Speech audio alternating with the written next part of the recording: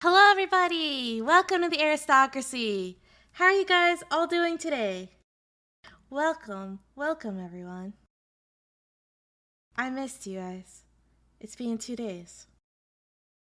Shorter than normal because I streamed on Saturday. If you missed my stream on Saturday, I'm very sorry.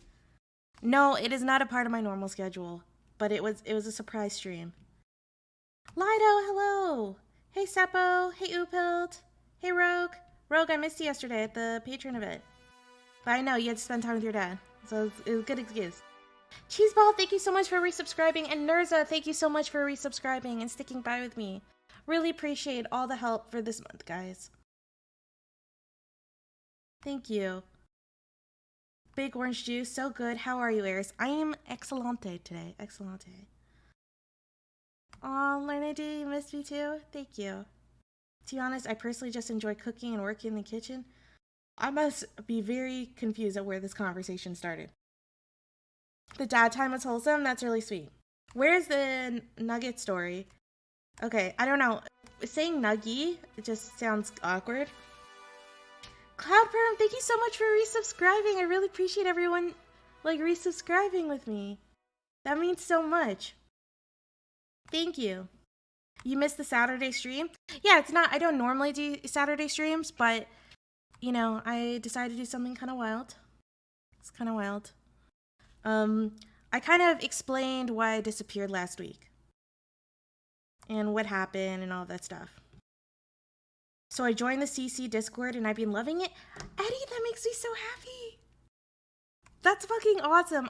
Calliope Club is like my heart and soul, so that makes me so happy that you've been enjoying it. I might tell the story of why I started Calliope Club and the story behind it and stuff, but probably for another time. You know, we have enough stories for today's stream.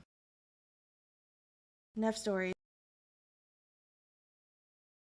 I destroyed her in CK3 and C. Okay, that's not true. I'm actually, as my Patreon supporters know, I'm actually excellent at CK3. Excellent. So that's just not true. You know? But today we have a big stream. I am going to be announcing a big change that's going to be happening. You might have figured it out already, but I'm not going to say it yet. And we are going to be learning about the history of pandemics. And we're going to be talking about homeless people. Kobe, thank you so much for resubscribing for 4 months. And we've started a hype train. I love it when we start the streams with the hype train. It's amazing. Why do you hate the homeless? Okay, I don't hate the homeless. I don't hate the homeless. Oh my god. Loop, hello, welcome to the stream. Welcome. Eris is excellent at CK3. See, even Rolling Deadly says it today. Ninjoka, I am excellent. Thank you for asking. How are you? I am in a very nice mood today. Eris is going to tell you a story about a man. Okay, Doopy, stop spoiling the story. But yeah, we are going to be talking about the history of pandemics today, particularly one pandemic. And coronavirus is actually very unique. It's a very unique pandemic. There's nothing like it in history. The closest thing that we have to it is like the Spanish flu, and even then, very different. It's more been like the world's reaction to the pandemic, which has been super fascinating to kind of watch. But we are going to be talking about the history of it, and we'll be talking about my experience with homeless people. I don't want to go into too many details, but I was briefly homeless in my life, like in one time in my history. I had run away from my parents. And so I'm going to tell that story. I told a story on Twitter that a homeless man stole my chicken nuggets, and Twitter raged at me. Like, they got so angry. Oh my god, Meta Fixton! Thank you so much for gifting 5 tier subs. Thank you. Meta Fixton, honestly, I am honored. I am honored that you think my channel is worthy of that. That means a lot. Thank you. Seriously, fucking hype. The couch surfing incident, right? Yeah, it was kind of couch surfing. There's like a mix of couch surfing. I never literally slept on the street. Very few people I know who are homeless sleep on the street in Canada. Like, some do, but there's a lot more avenues. Especially, I was really young at the time, and all my friends who were also homeless were also very young too. So there's like a lot of resources available in Canada for young people, for like, you know, street youth, as they were called at the time. MJ, thank you so much for subscribing with Prime. It always flatters me a lot when someone gives their hard-earned Prime to me. I appreciate it. Bransford, thanks so much for those 100 bits. Thank you. We're already halfway towards level 4. Sorry, I mean level 3. Please call homeless snowmans. Okay. But yeah, I posted the thing on Twitter. I'll show you guys. But yeah, I posted a thing on Twitter about how a homeless person stole my nuggets. Because, you know, everyone's talking about homeless people right now. And so I posted it, and people just raged at me. As if I was committing this, like, imperialist, white, terrible, all the things that Twitter hates by having my nuggets stolen. Like, what the fuck? Like, that is some weird fucking, like, that's classic, that is just classic horseshit. You go so left that you start blaming the victim. And on top of that, they don't know how important those nuggets were to me. I fucking love chicken nuggets, okay? I am traumatized. Okay, I will tell you the event. I'm gonna tell you the story. Okay, if we hit level 5 train, that's when I'll tell you the story. Otherwise, I'm gonna wait till the end of the stream. Eris actually stole the nuggets from the homeless person, but not getting them. No. No, Jewish Shekel Master, don't say that. No, but like everyone on Twitter was like, people were like raging at me. They're like, you know, like, okay, that homeless person probably needed the nuggets more than you did. I'm like, no. Stop acting as if like when someone like breaks this major social barrier, right? Like I have a boundary, okay, as a human being, and that's not having my nuggets stolen. Okay, that is my boundary. That is my right. I have nugget autonomy. Very important. No, he was not black. Interesting story. In Toronto, in Canada, right? I have never, ever met a homeless person that was black. I'm sure there are. I just haven't met them. I'm literally not making any weird statements, just like my own weird experience. But I know in the United States, there's a much higher proportion of homeless black people, from my knowledge. But yeah, almost all the homeless people I met were white. That's disturbing? No, it's not disturbing. Wait, why would that be disturbing? The majority of the homelessness, to my knowledge, that we have, at least where I was, like around kind of Toronto in Canada, is normally due to like mental health. And then there's like a mix of a lot of youth who ran away from home because of abuse, or being like, there's a lot of LGBT homeless youth who had to like leave their homes because of something that was going on. Now, I didn't run away from home because I was being abused or anything. I don't want you guys to think that. I don't know if I want to tell the story of like why. I'll have to think about it if I want to tell the story of why I left home. But it had nothing to do with being abused. And it's going to make me look really pathetic. But, you know, alas, I was a teenager. Plenty of people choose to be homeless. I don't know if that's true. I doubt very people choose to have that situation. I mean, whether or not people, you know, make choices that lead themselves into that situation, probably in some cases. But yeah, the majority of the people I met who were older were usually, there's like a mental health issue there. Little known fact, Jews can't be homeless because they have caves. Interesting is that one of the nice things about the Jewish community is the Jewish community offers a lot of help. Guys, we missed the hype train. We only got level 2. Or level 1. Very sad. I'm sad now. It's fine. It's okay. You guys obviously just don't love me. It's okay. It's fine. It's whatever. Yeah. Parents ban nuggets? Okay. No, it wasn't that. There are people who choose the homeless lifestyle for fun. I don't know. I mean, I have no clue if that's true. I mean, I know that there are people who are, I guess, like, I would call them more nomad, if that's the case. Did you experience homelessness just for the kicks? No. No, I left because I felt like I needed to. But I was also hopelessly naive about the consequence of leaving. I was a teenager at the time. But a lot of the people I know, like, they'd run away from home, especially from their parents, because maybe of some abuse, or their parents were just being overly strict or something like that. Maybe they had mental health issues and they weren't dealing with it well. She was trying to lose her V card. Cloud perm. Whoa. I lost my virginity at 21, okay? I was a virgin the entire time I was on the street, as a teenager.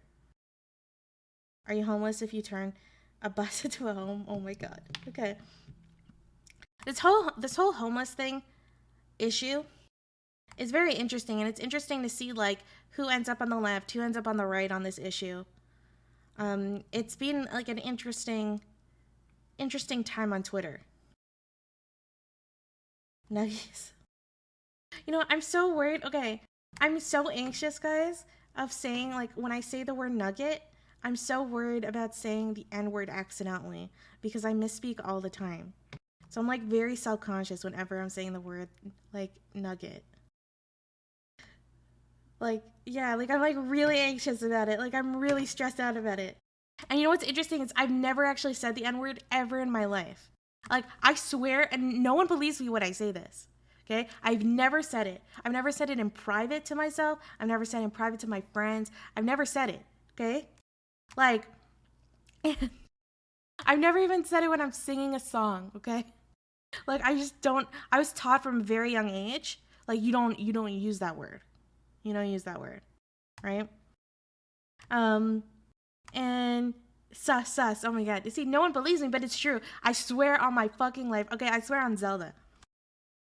But yeah, so, like, it really stresses me out, the idea of, like, I know that even if I misspoke it, people, no one would be mad at me because people would know it's just, like, a misspoke, right? Because I was trying to say the word nugget. But, like, it stresses me out. Like, it makes me, like, physically anxious that I might say the word because it's just so close to it. So that's why I can't say, like, nugget. Freaks me out. The guilty always deny the most. Okay, you're projecting right there, all right? Say the gamer word. What the heck? No, I've not even said an A. Is Eris not a real gamer? No. Like, I'm a top tier gamer. I've said the R word before, though I don't say it anymore. That's also a dirty word. A dirty word. Everyone says it. I just don't. Okay, you have to understand that I wasn't raised the way most people here were raised. Like, most people here are American or Canadian. I was raised, like, in South Africa, like, as a post-apartheid child. And you have to understand that, like, post-apartheid South Africa was very, very focused on raising the new generation to be anti-racist. Or at least just not racist. Right? Like, very focused. My mom in particular was very, very intense. Like, she would take us multiple times a year to the Apartheid Museum. Clickbait title, but I'm intrigued. Wait, what's my title? I don't even remember. It's not a clickbait title, it's real. It's real. I'm actually gonna tell you. It's not a clickbait title. Why would you think that's clickbait? Shame on you. Shame. No, they were like classic chicken McNuggets, like McDonald's chicken McNuggets. I'm a straight up white guy, and I'm not sure I've said the N-word either. Yeah, like, people obsessing saying the N-word, I'm like, I have gotten along quite fine being edgy and problematic without saying that word. I have survived, all right? And don't worry, I've made plenty of problematic jokes in my day. I remember when I must have been like 8 years old or something, and I heard my dad would always tell, like, Jewish jokes. Because it's like, most Jews tell Jewish jokes, like, to other Jews. It's like, we love self-deprecating humor. And so my dad told me a Jewish joke all the time. I went and I repeated it at school. Bad idea. Very bad idea. And I got shamed in front of, like, the whole class. Like, that is anti-Semitic. How dare you? And I got shamed out of making Jewish jokes. Yeah. That teacher was like Twitter before it existed. Um I don't know if I want to say what the joke was. It had to do with walking to a wall. That's all I'll say. Okay. Were there a lot of Jewish kids in your class in South Africa? Oh, I was in a Jewish school in South Africa. In South Africa, things are still very segregated. Like, I was in basically a Jewish, like, close community. Like, I don't know anyone in South Africa that wasn't Jewish. Even though there's a huge portion of, like, Afrikaner, I almost never met Afrikaners. Like, things are still they're very segmented. Haha, don't tell it, Twitch is gonna bust you. Yeah, I'm not gonna tell it. It was my 8-year-old self, okay, guys? Like, but anyway, that's like when people get mad at black people for making jokes. Yeah, a lot of times, like, minorities, they make these jokes because, first of all, it's a mix of, like, some internalized hate, and then on top of that, with kind of, like, taking back a joke that's often used against you, and then it's just, like, self-deprecating humor. Were most Jews in your South Africa Jewish community white appearing? Yeah, I would say so.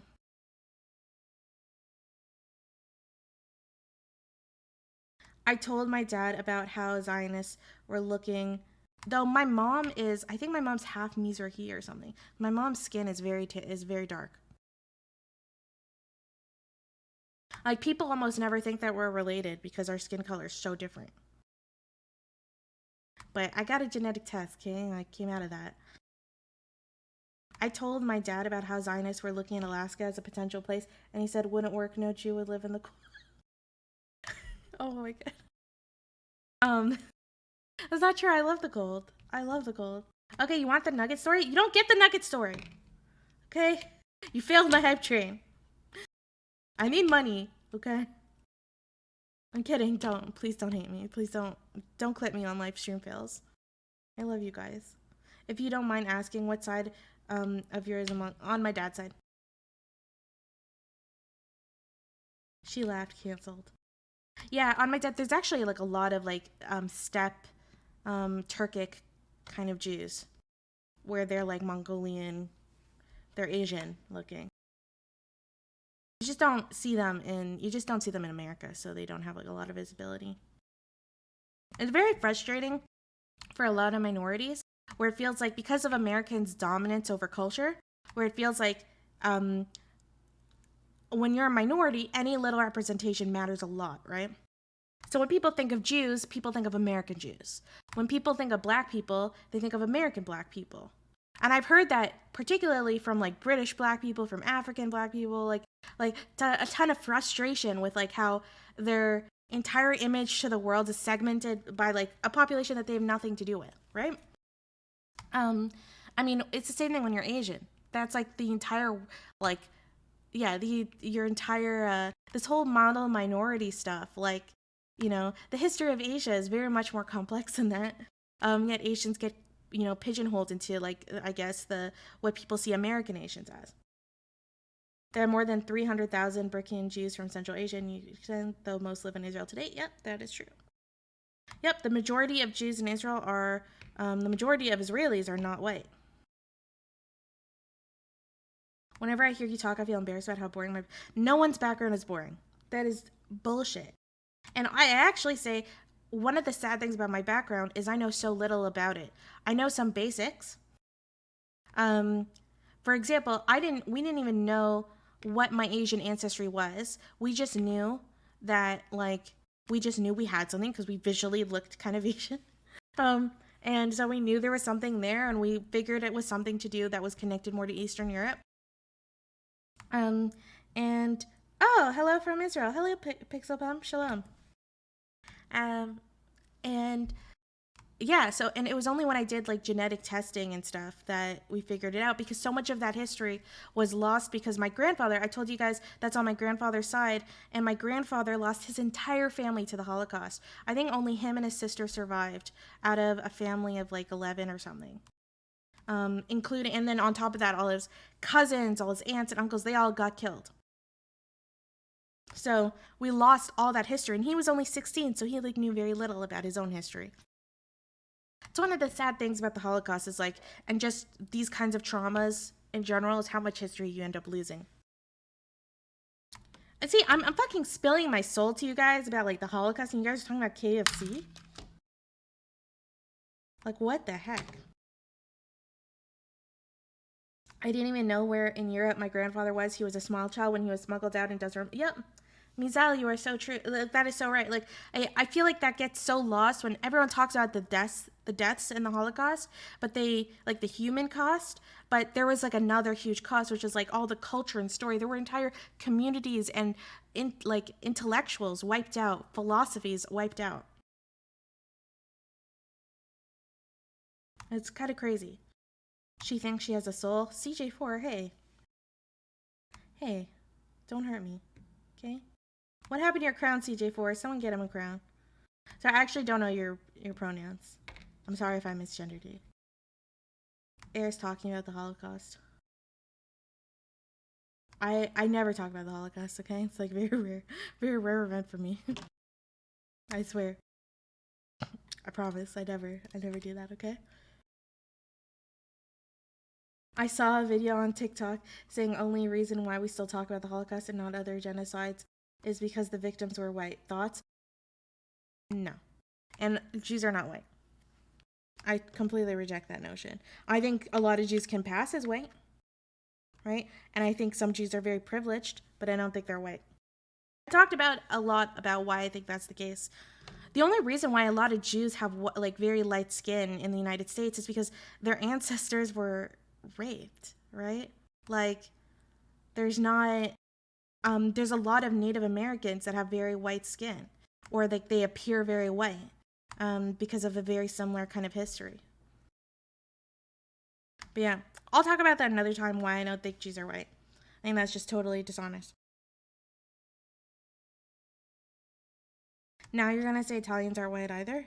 I actually think Italians are white. Yeah. Which fast food? Are you guys doing a poll? Which fast food is better? Okay, if anyone votes for KFC, you're in trouble. Okay, Mizelle, redeem stretch. Everyone stretch. Stand up. Get a good stretch out. Okay, get a good stretch out.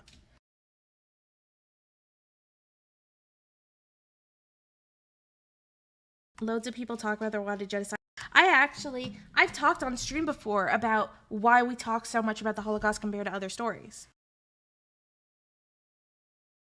One of the main reasons we talk about the Holocaust compared to other stories is because it makes America look better. Right? Because America didn't have anything to do with it, and America was a savior. We don't talk about a lot of other genocides where America wasn't a savior, right? Crepe, thank you so much for resubscribing. Thank you. But yeah, that's one of the factors. There's also the influence of cinema. Cinema is probably, I would actually probably say it's like 70% of it. Because believe it or not, so the Holocaust ends around 1945. Between 1945 and the late 60s, no one talked about the Holocaust. In fact, very few people even knew what had happened. It was kind of just like some minor things. We were like, oh, it was just your typical war crimes that happened in World War II. Like, no one thought it was anything particularly special. It wasn't considered a big deal or anything.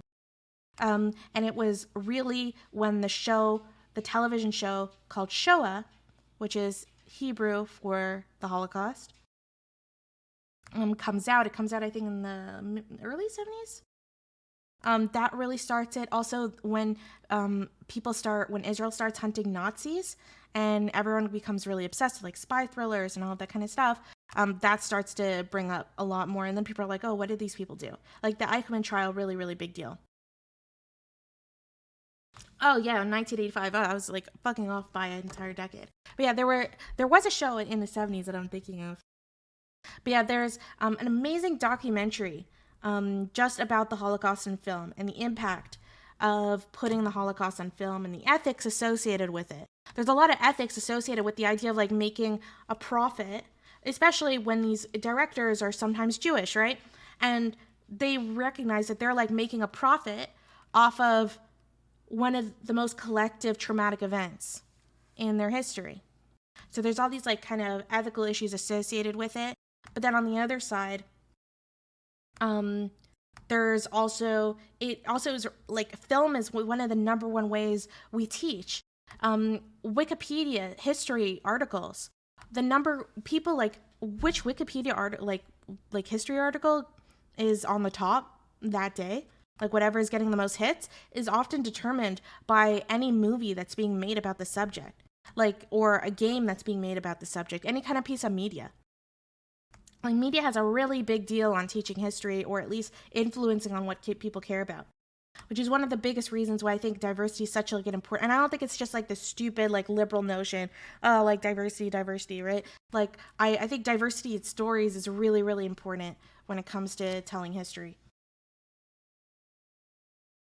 Like, there has never been a proper movie about the genocide of the indigenous Americans or featuring it. I mean, there's like Pocahontas, which like slightly touches on it, but barely. Or there's like there's some like minor ones, but nothing major. And I think that that's really contributed to this overall notion that there wasn't really a genocide. Yeah, and even Dances with Wolves, it doesn't really touch on the genocide part. That was a good movie. And I resent people who hate that movie. Eris can turn even a nugget story to Holocaust story. Shut up. Okay. Yeah, the Holocaust on film is a big deal.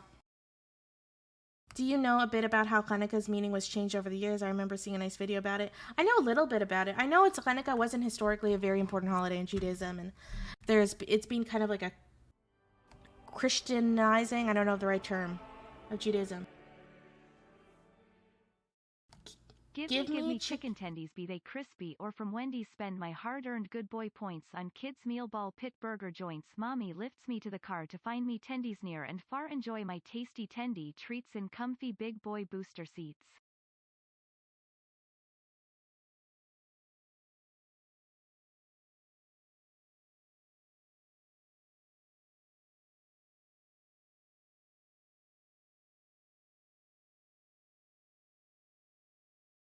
What the fuck was that? That was the most disturbing thing I've ever heard in my life.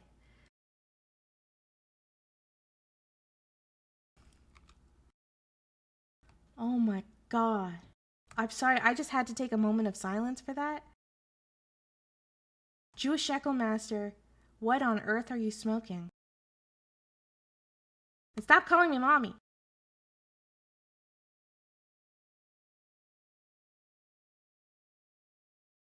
Like, what the heck? What the heck? No! Oh my god, you guys all have kink problems, okay? I'm gonna shame your kink right now. Shame. I need to get a shame emote. Well, Jewish Shekel Master, I will happily take that donation, but that is the weirdest shit someone's ever said to me. Like, I don't have any kinks, okay, Bama Sarad? I am pure and clean, okay? I am pure and clean. I am as clean as a fresh picked flower. I have never been sullied by any of these kinks that the kids are watching today. Merrick Devil Convo says otherwise. Okay, she influenced me. Not my fault. Not my fault.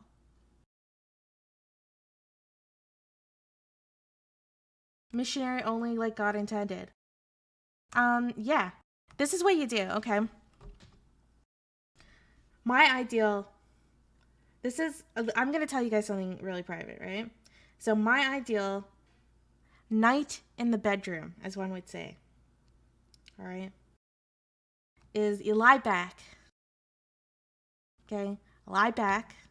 I get into this position called, I don't know if you've ever heard of it, but it's called a starfish.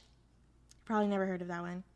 And I lie back and I kind of roll my eyes a little back and then I think of England.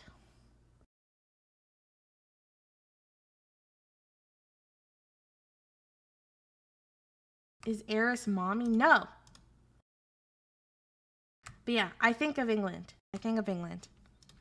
I think of all the things about England. I don't think of Scotland. I don't think of Ireland. I don't think of Israel. Okay? I don't think of Palestine. I think of England. Okay? What about the spicy moment during the hippie dating show? There were a lot of spicy moments. You're going to have to be very specific. Starfish on Google has just spiked in popularity. Yeah, I actually invented that position. If you've ever heard of that position before, that's what I'm known for. Yeah, I invented it.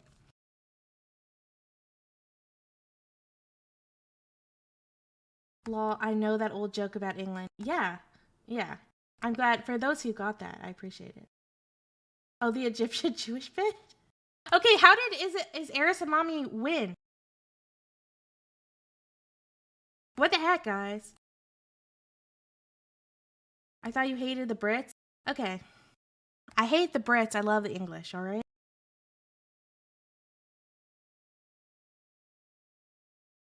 It's very different. They're very different things. England is a backwater that no one cares about. Britain is an evil empire. I'm kidding. They're not evil, okay? They never did anything wrong, right? Did your South African family speak with British accent? I think, yeah. They speak, okay, there's two major accents in South Africa that are what are considered white accents. So there's a British South African accent, and then there's an Afrikaner accent. Most people are familiar with Afrikaner, like what you hear like Leonardo DiCaprio speak, but my family spoke with more of a British. I think most Jews did, because Jews didn't like associated with Afrikaners because they tended to be really anti-Semitic. So Eris, the mommy one, because okay, you guys have you guys need to go some kink therapy. All right. I think Destiny offers kink therapy. He's really good at that. Okay, I can say one thing in Afrikaans. Do you want to hear what I can say in Afrikaans? No, Destiny is holy and pure too. Trust me. He's told me. And he would never lie to me. Ravy, thank you so much for subscribing for 2 months in a row. Thank you. See, I still have some people who appreciate me. Eris, we know you're kinky. You've admitted to... No. My kink is the queen. Alright? Yeah, let me show you my kink, okay? Let me show you my kink.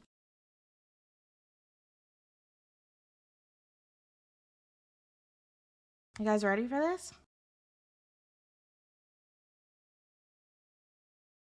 Like, are you ready for this?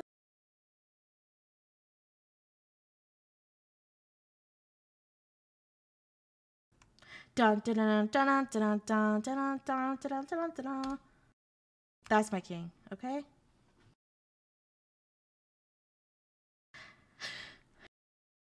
Her Majesty, Queen of England, Empress of the British Empire. I don't think she's actually an empress anymore.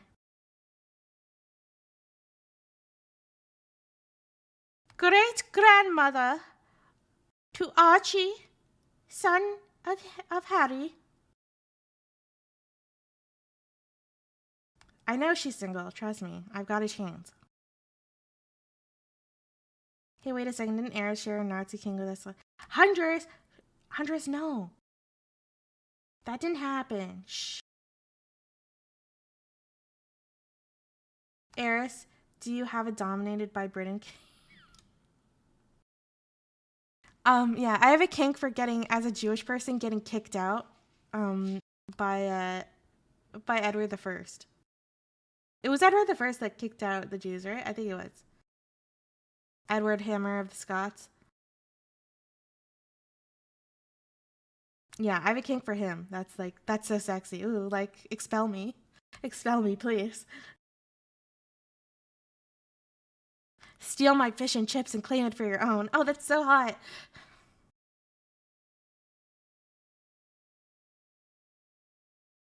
Expel me. Oh my god, that's fucking terrible. Okay.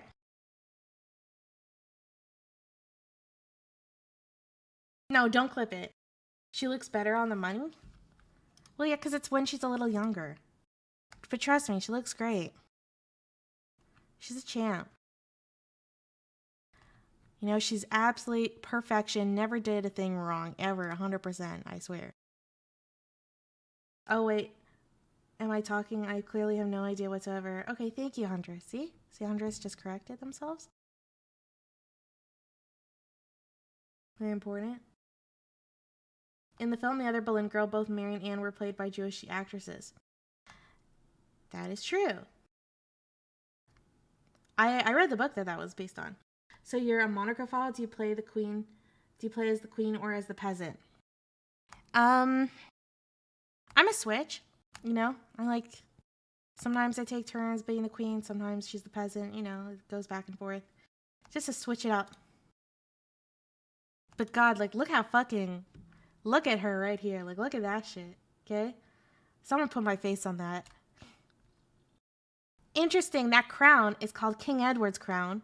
It's only worn on a very important days. It's not actually what you get crowned with. Wait, you guys are not impressed by this? I mean, the queen is an under-lich and must be destroyed by whatever floats your boats. Okay, I like Diana too. What's the stats on King Edward's crown? It's very heavy. It's one of the heaviest crowns. Eris is unironically... One of the problems is a lot of these crowns are literally... Britain needs, like, they're kind of trying to change the monarchy to make it look a little, like, more woke, right? But the problem is, like, the jewels in these crowns are literally, like, stolen from... They're, like, symbols of imperialism. Because they're, like, stolen from various other kingdoms and stuff that they colonized. So they're gonna have to deal something about the... Maybe, like, replace the jewels with, like, masonites or something, whatever people are doing these days. Queen Lizzie will still be alive when the heat of death of the universe comes. Oh yes, British Museum. Is that a skull on the ground? No, I don't think it is. It's a pretty good looking crown, like, I'm not gonna lie. I'm not gonna lie, alright? Nah, bling is hot. She should wear it more. Will she be the last queen? No. I think... Is Camilla gonna be a queen? I don't know if she is going to be.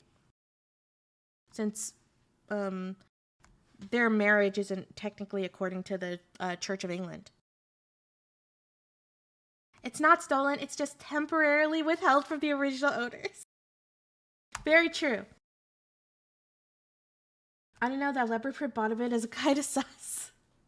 Yeah, it is. That's true, it is a little weird. That guy from college, the crown has to be pretty. Oh yeah, this crown is like, not all crowns are heavy, but this one particularly is. But yeah, this is not the crown. King Edward's crown is not what they're actually always crowned with when they have the coronation. Nita Boy, thank you so much for resubscribing. I wasn't going to share it, but Twitch won't leave me alone. This is your third stream. They pushed me to announce my 2-month anniversary. Ignore this, please. Too late. I didn't ignore it, okay? I wasn't going to share it, but Twitch won't leave. I just read that. Oh my god. Boomer moment. But yeah, she's a very cool dude. Never did anything bad. So, how many crowns do they have? I think at one point, 2 major crowns. 2 major crowns. Now keep in mind, a tiara is not a crown. Normally you see the queen with a tiara on. You're only going to see a crown when she's doing like official, like big deal business ruling the realm, which is like when she opens parliament or something like that. She'll wear the King Edward's crown. Edward is after the original King Edward the Confessor. That's the guy that promised, he was a virgin. That's why it's called the Confessor. very holy man. Supposedly. I don't really know. But he was the one that kind of apparently, allegedly, offered the crown to William the Conqueror of Normandy, and which is what led the Normans to invade, right? To go for what the crown that Edward the Confessor had promised, and it's named after him. I don't think it's actually his crown though, because that's a long time ago. That's like when the invasion of England happened in 1066, so it's like 2,000 years ago. He has some unholy kings, probably. In which crowd her pie factory so we can end the Lich one. Oh no. 1 hour in. Okay. You guys want to hear the nugget story? You want to hear the nugget story?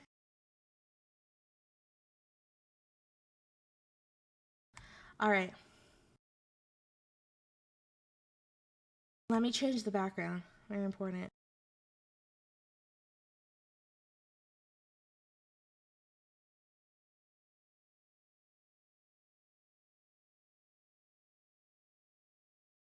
Oh, these are homestyle. Now we want McDonald's chicken nuggets.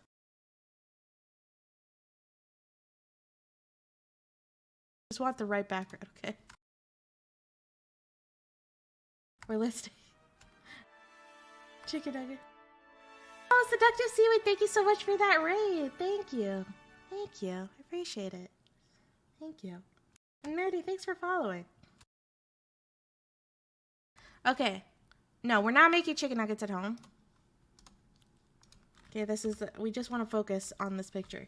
Very important. Okay, very important. All right. So now that I have the background graphics, very important, I'm going to tell you about one of the most traumatic events of my life. So, this was a time when I was briefly homeless. I don't have a choice of where they're going in the oven. Wait, what are you talking about? Okay. To Seaweed, hello. Thank you so much for that raid. Thank you.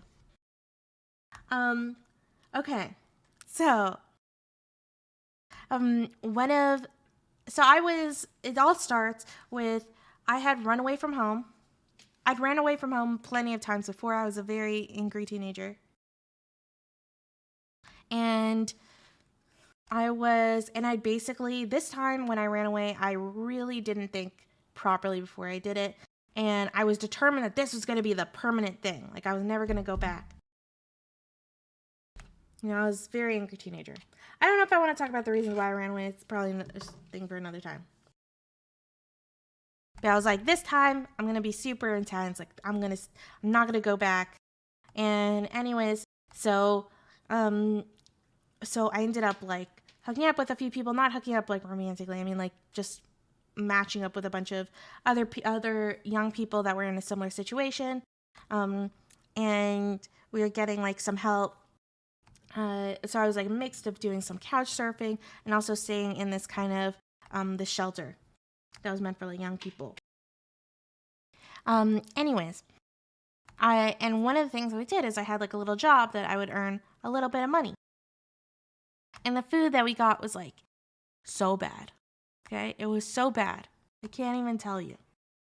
And so every week when I would be passing by, like, I was in, like, the city, and I would, like, pass by when I was, like, on my way, I would pass by the McDonald's, and I'd smell that delicious smell. I would smell it. And the thing is, chicken nuggets are actually really expensive in Canada. I don't know how much they are there. But then they were $10. Yeah, that's like a lot of money. Like, so they were $10. And so I was not going to spend $10 on one meal. Like, that was a really inefficient use of my money. I had very, very little money. $10 for 10 nuggets. $1 per nugget. Yeah, no, now they're like $12. It's even more expensive. But yeah, but then, like, I remember $10 was, like, very expensive. Like, nuggets is one of the most expensive things you can get at McDonald's. But you can get, I think you get, like, double burger, and it's much cheaper. But yeah, it's very expensive. And especially the McDonald's that was because it's in the city, it was also more expensive. But yeah.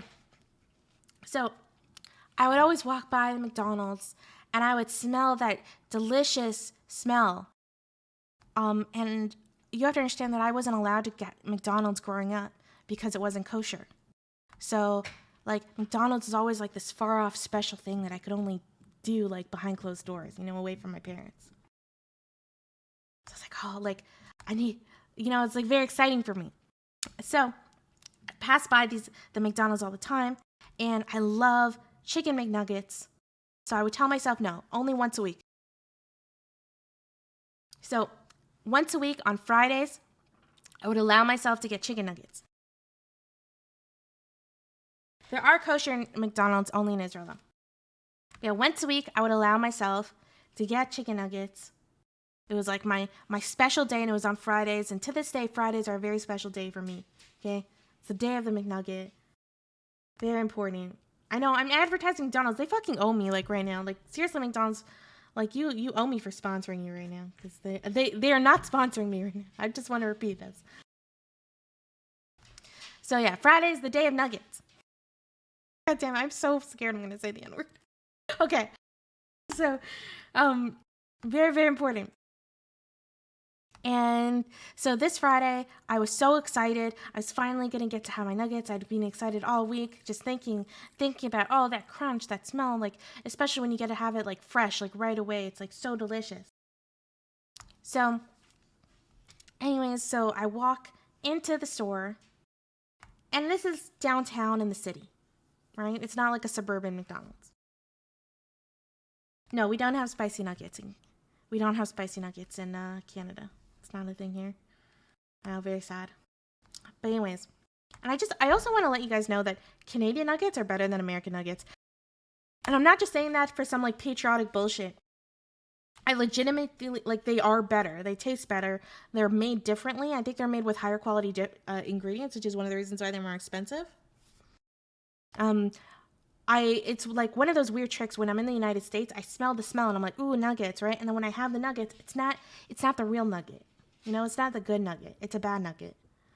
God, I'm saying nuggets so much, it hurts. I know I'm going to fuck up at some point.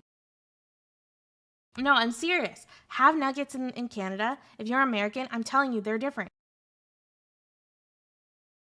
No, okay, that guy from college, they're better. No, I think they're better nuggets because Canada has more rules on, like, the quality of the ingredients. Like, they have to use, like, locally sourced chicken and, like, this whole thing. I don't know. So anyways, Zelda, stop staring at me like that. You're creeping me out. I'm trying to tell a very important story. Yeah. So, I walk into the McDonald's, and I've got my cash ready. Okay, because I just had cash at the time. Got my cash, exactly the amount. I know everything with the tax. And I order my chicken McNugget meal. At the time, I got a Diet Coke because I was drinking Diet Coke. So, got Diet Coke, medium fries, and those beautiful chicken nuggets. Zelda, stop it. Why? Why? What's wrong? You want nuggets? No. So, I order, I go off the side, I kind of wait. Thank you for the sticker. So I go off to the side, I wait, and then they deliver me my meal. I get that like, I always get in the brown bag. I always get in, like, the brown bag just in case. Zelda, I swear you were gonna kill me. Why are you being annoying? What's wrong? What's wrong? Where's the bad man? Where's the bad man? Go. I don't get you. Okay, Zelda's interrupting the story. Anyways. So, I get, like, the nice brown bag. I put it on my tray, because I always want to have the brown bag just in case, like, I want to take some to go. So, and I have this whole ritual with like, because you understand, I can only eat my McNuggets once a week. So it's like a big deal. So I have like this whole ritual where I take out one of the napkins, I lay it out lengthwise, so it's kind of like a placemat. I take off my jacket, right? I put my phone on the side. Hey, Wicked Supreme. I put my phone on the side, and I just like, and then I lay out my nuggets. I put my nuggets on like the top right, and then I put my drink on the left, like the far left. I put my fries on the far left, and I just sit down. It's like an empty kind of table, and I just start to slowly enjoy my nuggets, right? And I try to always balance the amount of nuggets I take with the amount of fries. So like I take one nugget, then I take some fries. Take another nugget, take some fries. It's a whole ritual. Very important. Anyways, so I'm doing this. I'm having a great time. Okay, I think I'm like 2 nuggets in. There's 10 nuggets. And then a homeless man walks in. Now trust me, I can tell he was homeless. I was homeless at the time. I knew all the signs where like, someone's carrying, like, first of all, you have a way heavier coat than normal. Because homeless people don't have multiple coats. They usually just wear one. And he had his bag with everything, and it's carrying tons of things, and he smelled really bad. And there was something very mentally off. Right? I think of what we would call neurodivergent. Incredibly neurodivergent. Yeah, heavy coats are a big giveaway. And he's like kind of like walking around acting super weird, all that kind of stuff. And I'm a teenager. I am not educated about mental health whatsoever. Okay? Like, I am as ignorant as one comes. Show me to my homies, I'm late to the party again. It's okay. Yeah, this is the McNugget lore. This is what's gonna get me canceled on Twitter. This is what already got me canceled on Twitter. So I'm sitting at this story is crazy, just like this story is like actually nuts. Like it's so much crazier than you're even gonna think. So I'm eating my nuggets, I'm around 2 nuggets, and he goes over, right? He sees me. Okay? He like doesn't even look at me. It's like he like sees through me. Like when someone's like they're so mentally not there that like they're not even really seeing you. And so he sees me and he walks up, he sits down on like the right side of me at my table, which is already weird as fuck. And I'm like a 16-year-old girl. And there's like this like, I don't know, 40s, 50s old homeless man that is freaking me out. It wasn't even that he was homeless. I was homeless. It was just like that. He was like, he was a weirdo to me. And he was a, big dude. And obviously not mentally there. So it freaks you out. One of the freaky things, like with types like this, is you just like, on average, it's very rare that they're going to be violent or something, right? I think they're more likely to be victims of violence. But I think there's a nature of like unpredictableness that puts a lot of fear in you, right? Like you don't know what that person's going to do. You don't know if they have a knife on you, or something, or if like something's going to happen. So anyway, so he sits down by me and he's like going like ruff, ruff, ruff. Like he's like talking to himself kind of. And I'm like very confused and he smells really bad and I'm kind of uncomfortable. And so he sits by me and then he just like reaches into my container and just eats one of my nuggets. Like he puts his whole hand into my nugget container and just took a nugget. Yeah, he fucking took my nugget.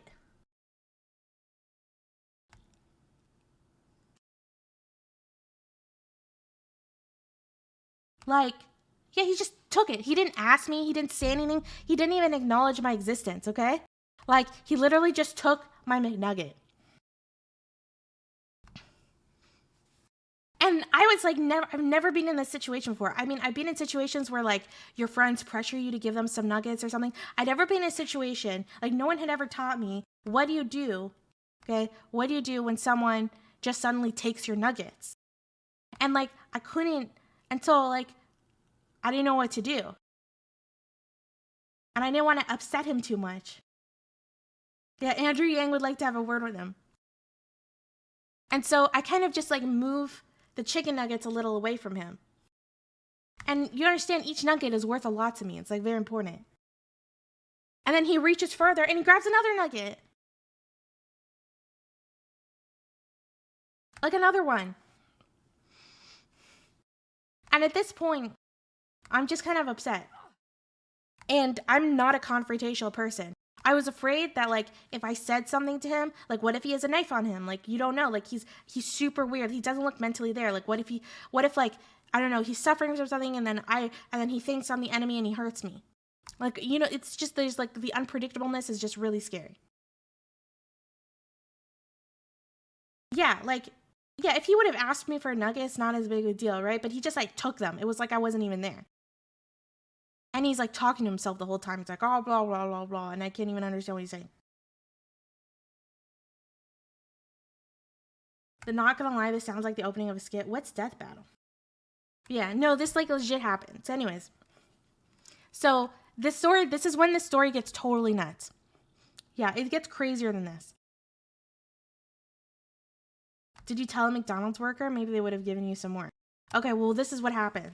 So anyway, so I'm going through this mentally, emotionally traumatic situation as my nuggets are slowly being stolen from me and being like, you know, yeah, and at this point I think he's taken like 2 nuggets. I've had like 2 nuggets. So there's only 6 nuggets left. Right? And anyways, and then in the back left corner, there's this punk girl. And when I say punk girl, I don't mean like an emo scene girl, okay? I don't mean like some girl who is just like slightly edgy. I mean like literally a punk girl, okay? Like a real punk. Like she had full pink spikes coming out of her head. Wait, I need to like give you guys like an image of kind of how she looked. I don't even know, none of these like, I don't even know if that like, I guess it's kind of like this. Yeah, it was, okay. Yeah, it's kind of like this, okay? They weren't as tall though. Yeah, no, like original, real punk. Like intense punk. And she's literally wearing a leather jacket and she's got these leather things on her hands, okay, with actual spikes in them. Not like those fake ones, like the kinds that are like actually like she would kill someone. Or at least hurt them. And this is how mommy met her first wife. No, okay. No, it's not like that. So anyways. No, it doesn't take place in the okay, this takes place in Canada. So she had like, yeah, it was like the super leather jacket. She's like a super tough girl. And she's there, like reading her phone, reading the paper, looking at, you know, eating her McDonald's. And she just keeps looking up and eyeing what's the situation, what's going on. Because she can see what's going on. A few people could see what was going on. And she's one of the people that notices. Like, she could see, like, the guy just taking my nuggets. Sanya, did she also come for my nuggets? Those nuggets are gonna get just gonna get redistributed. Okay. So anyways. So, and she's like a real tough girl. Like, maybe she was homeless too. I don't know. Like, she was definitely a street kid. Like, gave me like street vibes. So I don't want you guys to think there's some kind of inequity power balance here, okay? We're all street people. So anyways, so at some point, she gets frustrated and she's kind of like chewing gum. She's like, you know, like that, okay? And at some point, she puts her shit down and walks over to the table and kind of bends over, right? Like leaning on her hands onto the table. And then puts her face really uncomfortably close to the homeless guy's face. And she goes, yo, bro, what you doing? And then I told you the homeless, and I'm like, whoa, like, this is super weird. Socially, it's just like so socially weird for someone to intervene in this situation. Is it a Brit Bonger? I don't know. Like, she had, like, I don't know. I don't remember her actual accent. I remember it was distinct. But it was like a very tough girl kind of like accent. And so, and she waits for him to respond. And she's chewing her gum. And he just looks, he just like barely even notices her. And then just takes another nugget. And then she immediately goes, like, puts her hand on his hand. I'm like, yo, are you not listening to me? Who the fuck do you think you are? You coming over here and you're just gonna eat this girl's nuggets? What did she do to you? Why are you taking her nuggets? And at this point, I'm like freaked out, right? Because she is like way too tough. Like when you're a street kid, you know, like the kids that are too tough for you, that you're not gonna associate with, right? And I'm like, okay, these two, like I was like, at this point, I just want to get out because I'm like, I don't know, like if someone's gonna pull out a knife or something, it's freaking me out. Like I'm grateful that she's defending me, but I'm also scared of her.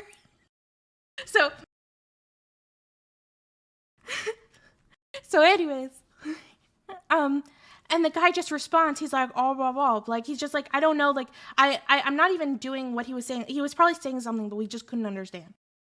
So he's saying something random. And then she's like, oh, no, that is not okay. You do not come over here and you steal this girl's nuggets. That is not okay. Okay? And he's just totally ignoring her. And she's getting more and more mad. And she's like, she's chomping on her gum, like, really intensely at this point. Okay? Because he's just continuing to ignore her. And it's just like the tension in the room. At this point, everyone in the McDonald's can see what's going on. Like, everyone's looking because she's like yelling. So anyways. So at this point, at some point, he looks at her. And then he goes and reaches for another nugget. And he like acknowledges her existence. And that's when she just totally lost it.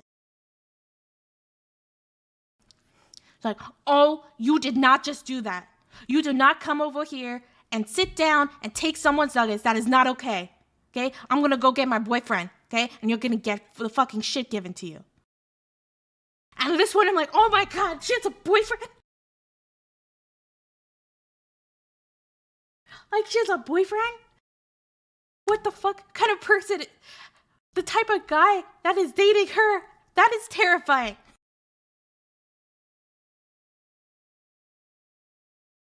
Okay, the accent's accurate, 100%. It's always the same. All right, obvious?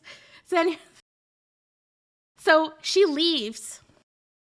Okay, and I guess her boyfriend was like on a motorcycle outside or something. Like hanging out outside of the McDonald's with some people. And then he walks in, and he's just a bigger version of her.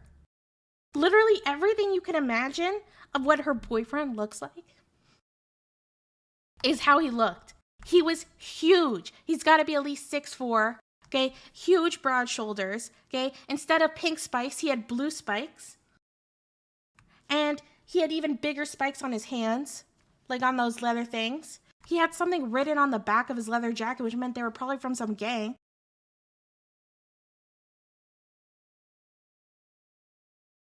And you were hoping it'd be a small one. No, this is like a huge dude. Like, and he was terrifying looking. Okay? Like, he was literally like something out of like Street Fighter, like a video game. And then he walks in, and he's like not as loud as she is, but he's got this quiet toughness. And he sits there, and he kind of grabs the bottom of the table. And then he just looks at the homeless guy, and he's like, why are you taking her nuggets? And at this point, I'm like kind of freaking out. Because I start going over all the potential negatives in this situation. Because, like, the situation has escalated so much. Like, they're defending me, but now I'm really anxious that, like, what happens And he's starting to almost shake the table. Like he's like subtly trying to communicate. He's gonna like flip the table, right? And I start getting really, really anxious. Like, what happens if, you know, they get the guy away, they get the homeless guy away, or they hurt him or something like that, and I get in trouble for it? What happens if they actually hurt the homeless guy? Or what's even worse, because I'm a selfish motherfucker, what happens if they're angry at me for not being grateful enough? What if, like, this turns into this whole thing because they're upset that I'm not, like, grateful enough? Like, what if I don't act grateful enough? How do you act grateful in a situation when someone's helped you save your nuggets? Like, I don't understand. Like, I don't know. Are they going to make me join their gang? Like, I don't know what's going to happen. Will I have to give them the rest of my nuggets? At this point, I've accepted that the nuggets are a lost cause. Okay? I've accepted the nuggets are a lost cause. They've already been dirtied by this guy's hands. Like, I am just stressing out. I'm like really stressing out in this situation. So the guy starts shaking it, right? And the homeless guy just totally ignores him and goes for another nugget. And then the punk dude literally pushes him down, like throws him down on the floor, like heavy, like boom, hits the floor. And then he just starts punching him. Like, it was insane. And at that point, like, I remember just hearing something, like, just hearing the noises made me want to vomit. It just escalated. And, like, and then the cashier is like, hey, stop that, right? And then everyone's gathering to kind of see the fight that's starting to happen.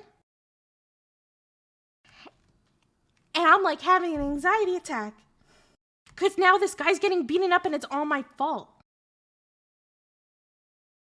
Like, I didn't want him to take my nuggets, but I didn't want him to get hurt like this. Anyways, yeah, he was mentally ill for sure. So that's why I'm just like freaking out. And as he's beating it, and she's like, the girl is just, you know, cheering her boyfriend on. She's like, yeah, get him, Johnny. I don't really know what his name is. But anyways, I freak out and I just accept that my nuggets are a lost cause. Okay, I grab my fries because I'm not going to waste those fries. And I just like slink away and I just leave. Like, I just totally ditched. And to this day, I still don't know what happened to the guy.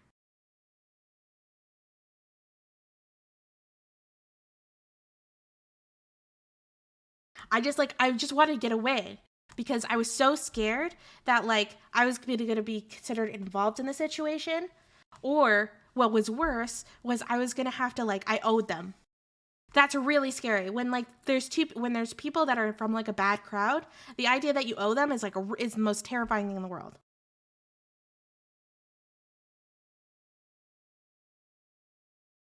Yeah. No, the McDonald's ended up calling the police. The police show up. But yeah, I have no clue what happened.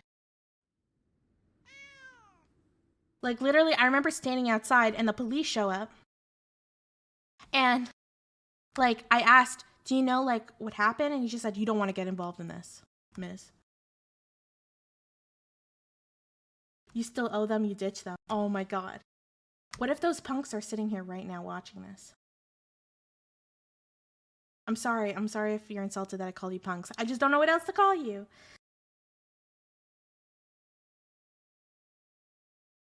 Nuggets protection fees with interest. Yeah, so that's the nugget story. So yeah, that, how many nuggets did you originally get? I got 10, and I only got to eat 2. So I got really fucked over there. So the consensus is that boyfriends have to beat up whoever their girlfriend tells them to. Yeah. I guess so. Maybe that's, like, how they, like, get off, that couple together. Oh, wow, you're so sexy. You helped that girl. You saved that girl from the guy who was taking her nuggets. You were silent the whole time. Great storytelling, loved. Thank you, Chuck. Anonymous, thank you for gifting Nugget Queen. Thank you. Imagine tomorrow you hear a knock on the door, you open it, and you see a blue hair ball looking at you, and they say, you owe me for the night. That is my actual nightmare, Bamasarad. Honestly, they could be watching this, and they probably don't know where I am, and then they recognize, they're like, wait a minute. Yo, Johnny, that's the girl. That's the girl that owes us for the nuggets. You spent 10 years in juvie for this. For real, if Jeff ever volunteered to get me in a fight, she is gonna be disappointed. I think there's some types of guys that just like, they love fighting. Like, they just love it, so they're just looking for an excuse. And, you know, their girlfriends know that. That's what I'm guessing was a part of it. Yeah, I don't know why I keep calling him Johnny. And this is how I started Game War Chat. I will ask very nicely to please stop. Hey, this nice Jewish girl gives... Wait, hey, this nice Jewish girl gives great content on Israel. Wait a minute, I know this bitch. Yeah, I don't think they're like... I don't know if this is gonna come off bad, but I don't think they're my target audience.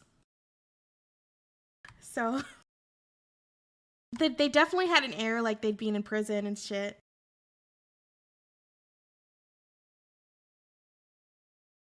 No, I don't think she told them to literally physically assault. I think the idea was she was like, the guy was gonna kind of like use his, he's such a tough guy, he's gonna use that threat of violence, and then the homeless guy's gonna get up and walk away.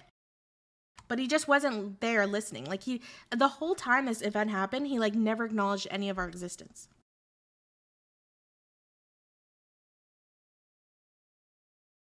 Don't worry, I'll make you some homemade nuggets to make up for your losses. Also, next time you go to McDonald's, I'll take along and just act as a giant bodyguard. You know, someone should clip this and send it to McDonald's. Maybe they'll sponsor me. How old is the punk couple? Maybe early 20s, late teens. Like 19, 22, something like that. They're definitely older than me, but not like full adults. The Battle of the Nuggets, circa 2008. Honestly, have some respect for that homeless dude. He wants those nuggets and nothing's gonna stop it. I just don't understand, like, what was going through his mind. I have no clue what he was dealing with. But yeah, my prime experience with homelessness was always, like, the older people always had something mentally, like, off with them. And, like, yeah, I never met an older homeless person that was not, like, that didn't have some mental health issue. Even the ones that I met, like, who were struggled with addiction, they weren't, like, ever, like, permanently homeless, because there are just, like, a lot of avenues that Canada offers to help, at least in, like, the big city. To my knowledge. He probably had schizophrenia. Yeah, I have no clue. I'm not a psychologist. But he was mumbling a lot. Like, I didn't want to do a proper impersonation of him because it felt, like, kind of offensive. Roger Waters is not in this. Am I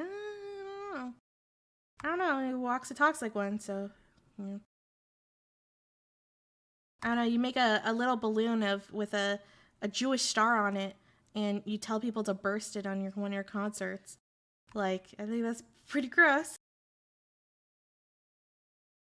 Bro, I love these pugs. Eris, give you Johnny's number.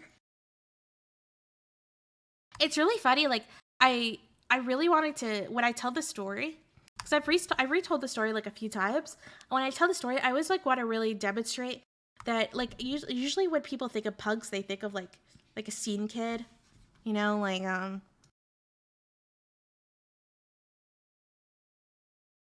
think of something like this, but it's like, no, like that was not like these, like they were like original, like classic pugs. And I remember thinking, and that was just when scene kids were kind of starting, and I remember just thinking like, these are the real deal. Like, this is not like some Some fake shit. A balloon of a pig with a Jewish star specifically. Oh yeah, it had a pig on it.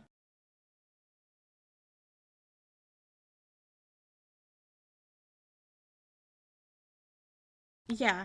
No, they were not listening to My Chemical Romance. They were listening to the Sex Pistols. Okay?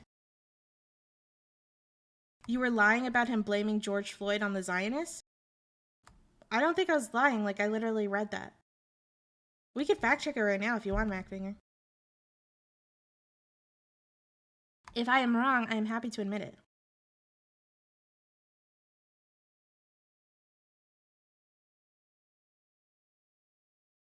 Roger Waters.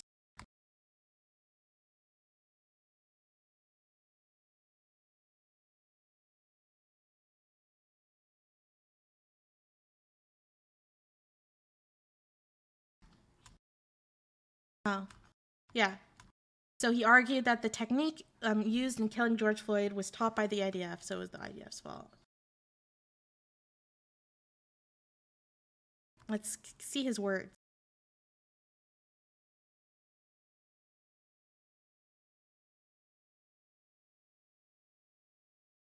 I want to find like the actual quote. You're thinking of like a rocker punk. Maybe. What I said, he really blamed the IDF for Floyd's death because of the technique used comes from the IDF. Yeah, like, I've read this multiple times, that this is like an accepted thing. I don't see the word Zionist. Well, we haven't found his actual quote yet.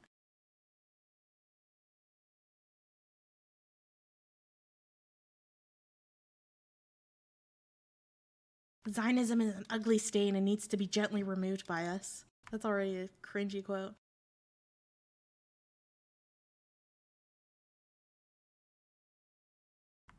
Let's find the actual quote. Someone finds it, let me know.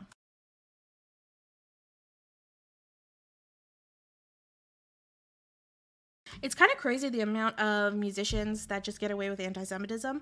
Like P. Diddy, huge anti-Semite. No one gives a shit.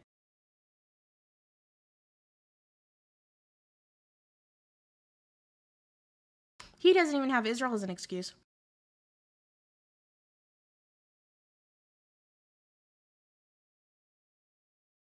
Okay, that's the wrong one.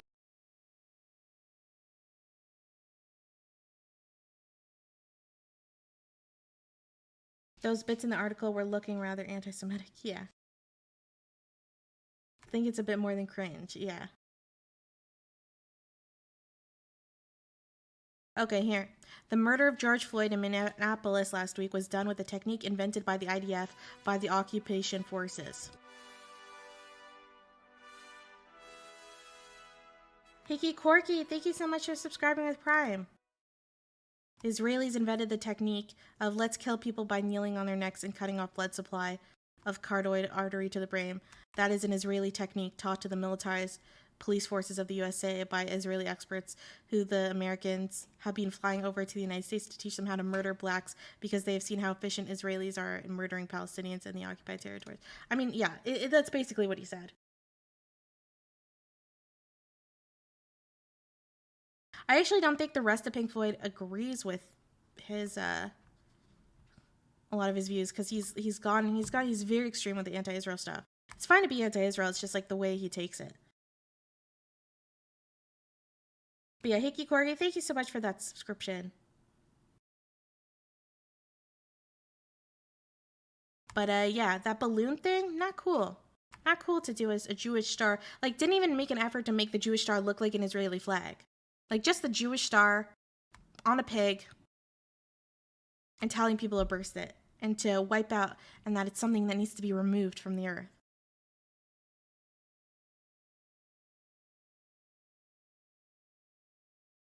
Wait, Zionism means Israel. Mac the finger. I don't understand, like, yeah. It's just let me enjoy Dark Side of the Moon. Okay. Hot take. I fucking love Pink Floyd, I'm not gonna lie. Hey guys, problematic. DLB, thank you so much for resubscribing for 4 months. Are we close to her starting a hype train? But yeah, I still love Pink Floyd. I love their music. That means it got me through a lot of tough times in my life. A lot of tough times. Yeah, but then he clarifies like what the IDF is and stuff, and he's really talking about Israel. What is your opinion on separating the art from the artist? I mean, I don't know. I remember when that whole R. Kelly thing happened.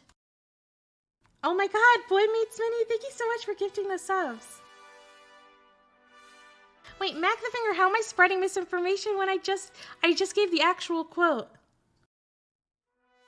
Oh my god, you were actually just a conservator.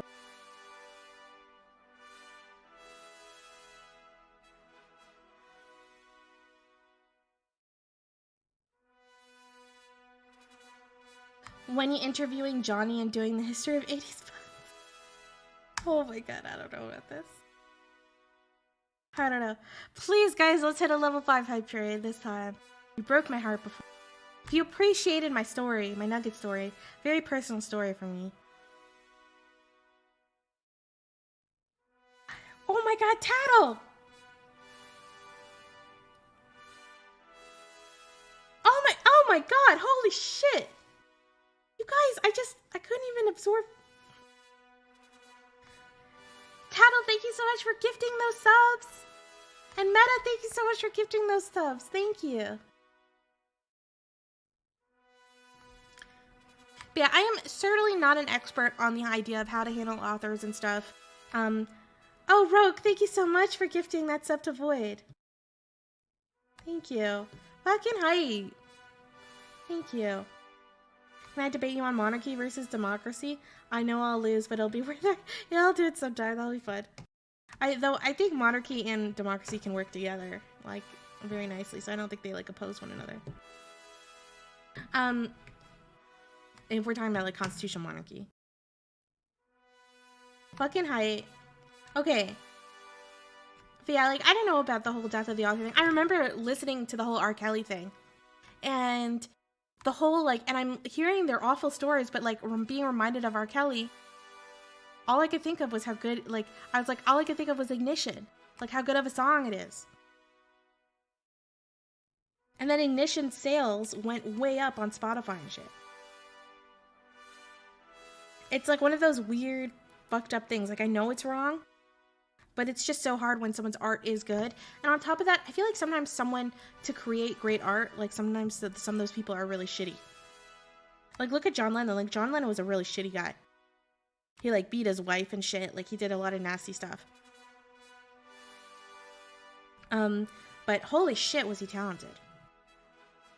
And I don't want to live in a world without the Beatles.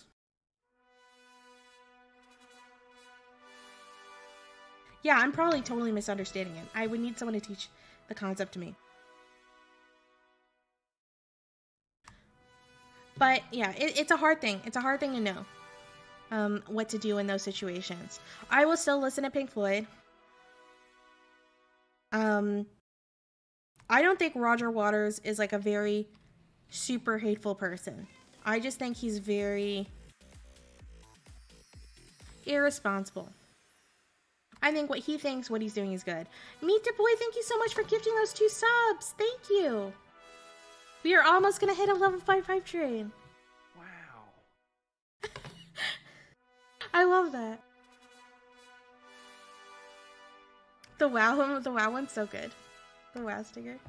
We're actually really close to the sticker party. Ignotus, thank you so much for gifting those subs. Oh my god, you guys are being amazing today. Holy shit.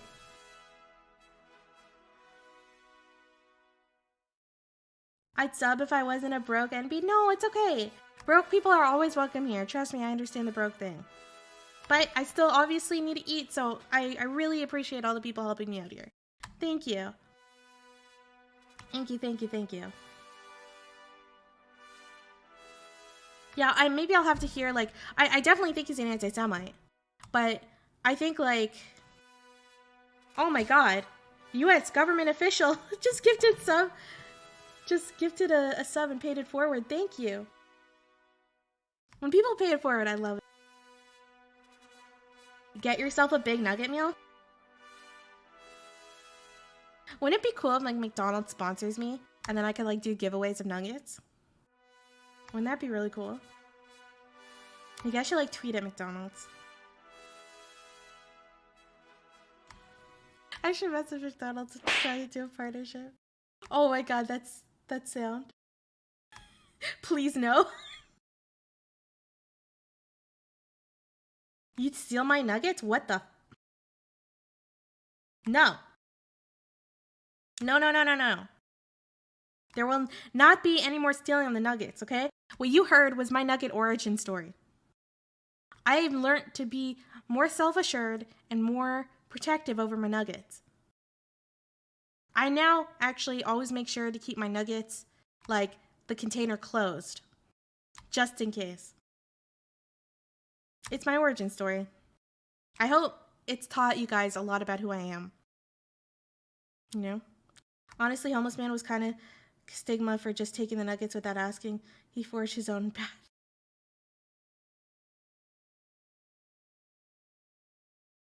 What do you mean stigma? What the fuck? Is it too bad BK's nuggets are better? Monarchy is their brand? No, they're not better. What are you talking about? I'd eat the nuggets and... Yeah, guys, thank you so much for that hype train. Really appreciate it. And with that hype train, since we're so close to my, we're getting close to my goal.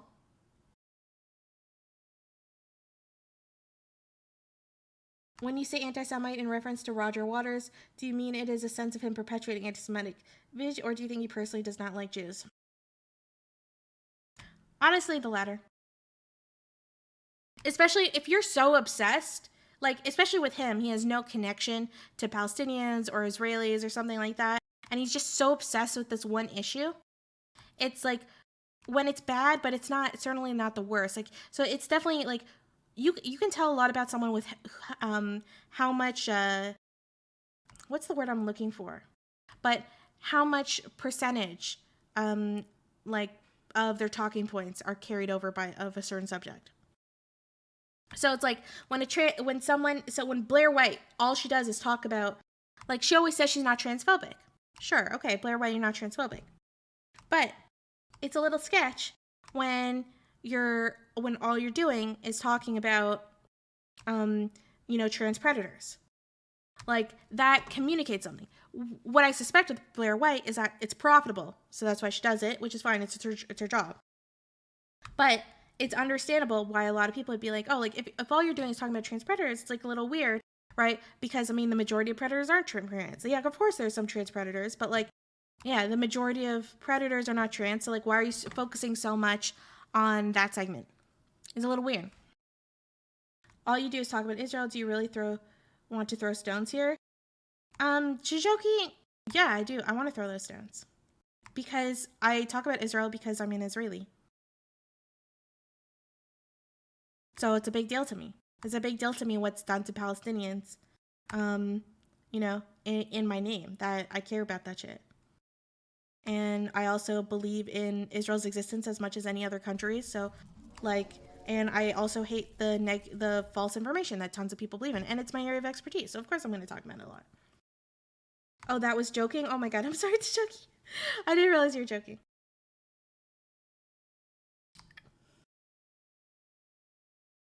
Okay. Anyways, I have a big announcement. Yeah, you can tell a lot about, like, what someone is hyper-focusing on. I will never, ever question, like, a Palestinian on why they're focusing so much on, what Israelis are doing to them. That, like, I will never, ever question them for that. Totally makes sense. But it's a little weird when, like, I do find it interesting that, for example, with the Uyghurs, like, you never see people putting any kind of, like, Uyghur symbol or, or caring about the Uyghurs as much as you saw what was going on with Palestinians. Even though with the Uyghurs, their birth rate dropped to 0. And I definitely think there's much more evidence of a genocide there. So that's a little sketch to me. But anyways. Okay, we're going to change the subject to a big announcement. Very big, okay? We need a drum roll. All right, let me get a drum roll going. I need a proper drum roll.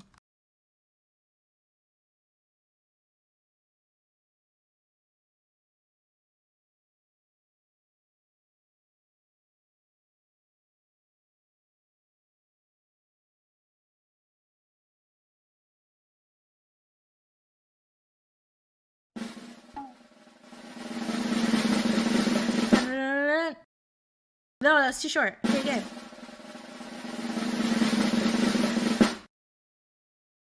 We have new merch. New merch. A temporary t-shirt is dropping, and this is our first unique, completely unique design. Brand new merch, great way to support the channel and still get some fucking awesome clothes. And it is the first in our series of history shirts. Okay? And we are going to be talking about that subject of what this is. So just take a wild guess. It's about a historical event. Let's get some guesses in. What historical event do you guys think it is?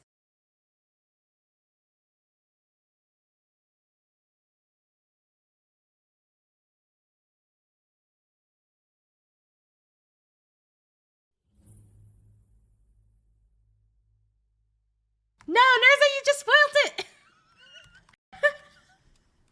Oh my god. Yes, it's the Black Death.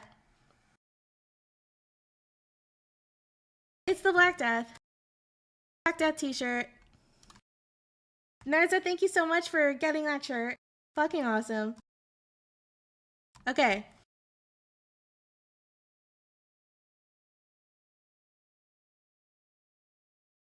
Wait, where did... Okay, look at this. Wait. Look at the shirt. It's our totally unique design.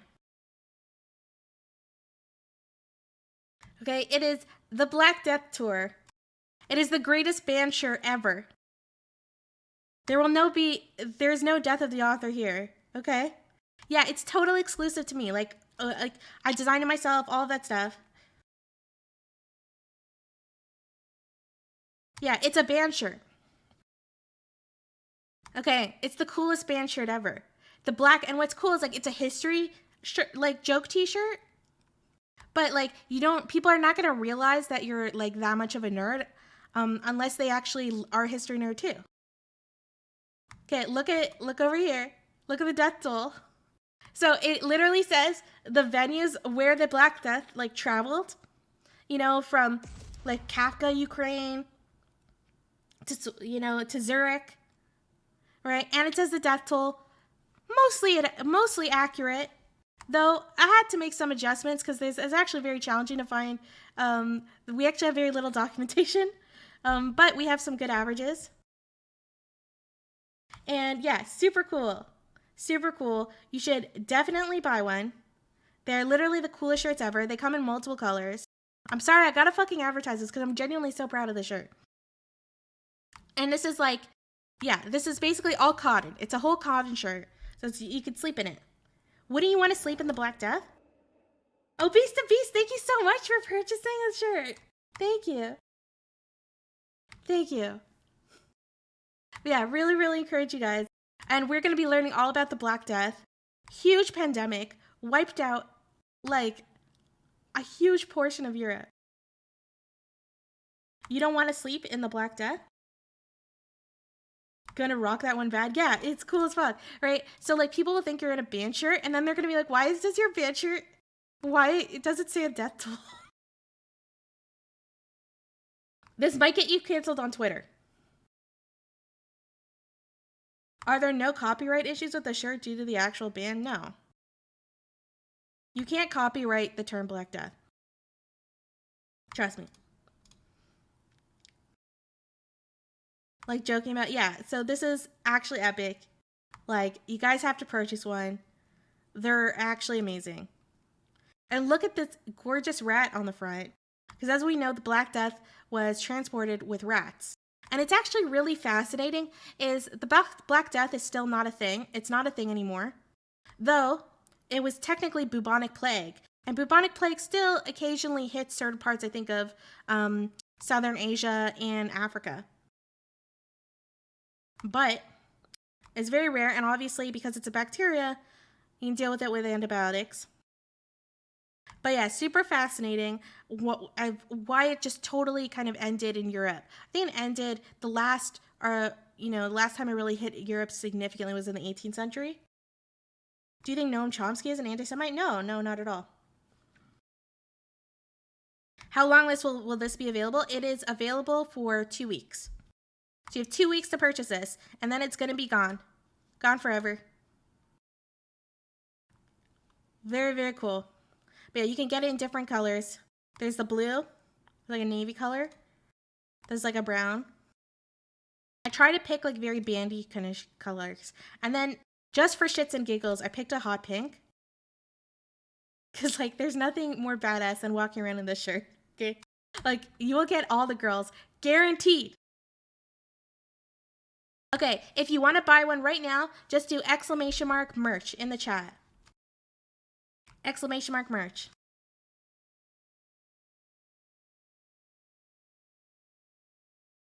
But yeah, I personally think the black one's the coolest. But yeah, like pink is definitely like pink one is going to attract the ladies. It's such a good conversation starter too, right? Can you just like imagine, you know, like if a girl like wants to talk to you or a guy, I mean, whatever you're into, okay? Like this is the great excuse to speak to you. Like this is a great opportunity to get to speak to you. Because they can be like, oh, like, you know, I don't understand your shirt. Like, what does that mean? And then you can be like, oh, it's the Black Death. It's all about history. And then you get to show how smart you are. And girls love a history student. Okay? Very important. And then you get a history waifu in real life. Voila. Guaranteed. But we do not take returns. Okay? Very important. But yeah, I think this is really cool. Honestly, probably the black one is the coolest color. I mean, I don't know what colors you guys Eris would know. Hey. History is for nerds. RPG, no. I actually think there are returns. I'm not really sure. It's handled through Streamlabs, so you'd have to check in with them. But it is all cotton. Very important.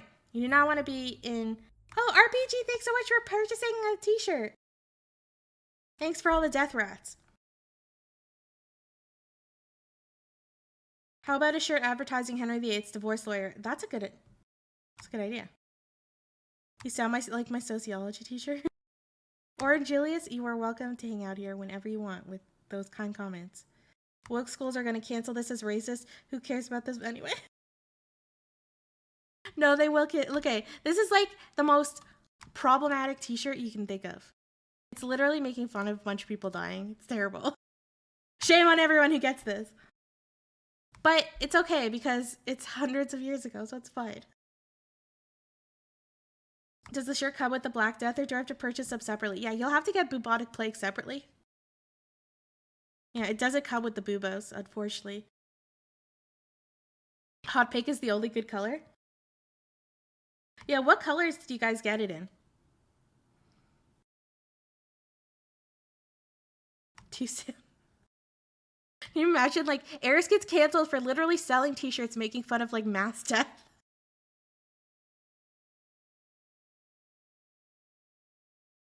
I must know, did Two Sheep die of the Black Death in Nelton? Yeah, 100% very historically accurate. Broken! Thank you for purchasing a Black Death t-shirt. Merch I'll actually wear. Yeah, no, this is actually like a cool shirt. But yeah, we're going to be doing like a whole series of kind of history and intellectual jokes. And only super 500 IQ people get. Okay? And it's all trying to help you guys get laid. And if you already have a girlfriend or a wife or a boyfriend or a partner, okay? You know, that's you know, it's still gonna help you get laid with them. Because they're gonna be like, wow, that's so cool. That's the coolest thing. Honestly, you should just get an extra one for your lady love to sleep in. Imagine this. You get one of these shirts, you kind of cut open the top so it's kind of like off the shoulder. Think how sexy that is. For sleeping that, I know. I'm making love happen right here. So this is all just to get laid. Yeah. There's nothing that is sexier to a woman than, you know, bringing up a medieval disease that completely wiped out Europe. Everything is about sex, Eris. Hey. Eris, you've rekindled my relationship. Thank you. I know. I do this every day. Everything humanity does to get laid. But yeah, the reason why it's more expensive for a t-shirt is because it's actually like 100% cotton. So it's not like run with polyester or anything. Lido Vixer! I'm so glad that you purchased the Black Death t-shirt. Getting the pink one, I'll be filing a complaint if I'm not drowning in ladies. Oh no. The pink one, 100% guarantees. Coom stream, I guess. Okay. How can we trust relationship advice from someone who's sexually repressed? Oh.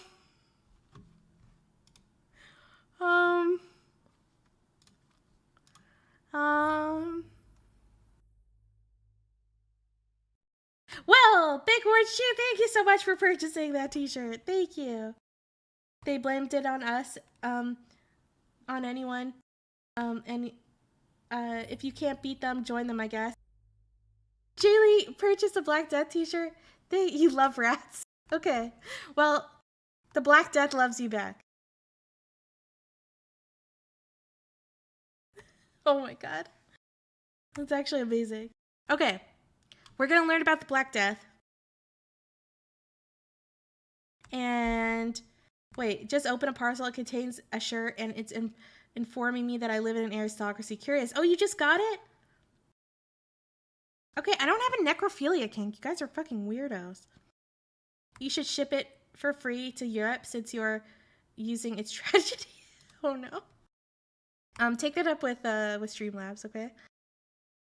But yeah, I really appreciate the support. It obviously goes to support the channel. But I did try to make it a cheaper price. I had to make a bit of a less profit on this one compared to the previous ones, because yeah, the t-shirt quality is higher. But you know, I didn't want like a shitty shirt to be talking about something so important like the Black Death. Very important. But yeah, I'm so excited. I'm getting this myself. I'm actually like really, really pumped. I'm gonna sleep in it every night. Can you imagine we'll all be sleeping in the same shirt? Isn't that so cute? That's so cute, guys. We're all sleeping in the Black Death together. You know, laying out all the deaths of people. There's also a historically accurate mention of a Fromage, France, where there were no survivors. Wow, I lost family to the plague. So insensitive of you. Okay. I know, I'm getting canceled like right now. Okay, let's learn about the Black Death. You're woke with the obese folk. I think it's actually great that you have sizes that go up to 4X. Many merch sites only go up. Oh, that's fucking awesome. Yeah, well, I mean, honestly, like, first of all, I mean, even smaller people sometimes like larger shirts too. And yeah, I try to make use of a t-shirt that had like a ton of sizes. So Streamlabs gives us a lot of options. Yeah, it's pretty awesome. I'm very glad that our shirts can fit everyone. So you could say that Fromage was a sold out show. Oh my god, Sen, thank you so much for purchasing a Black Death t-shirt. Great idea for a shirt. Love it. Grab the black. Yeah, I think the black's the coolest color. I'm gonna get the black. Because it's the Black Death, you know, you gotta get a black. And I feel like it looks the most badass in black. But, I don't know, the pink one's also really cool. The pink one's like a Chad move. Pink one's a Chad move. The brown one's like hipster.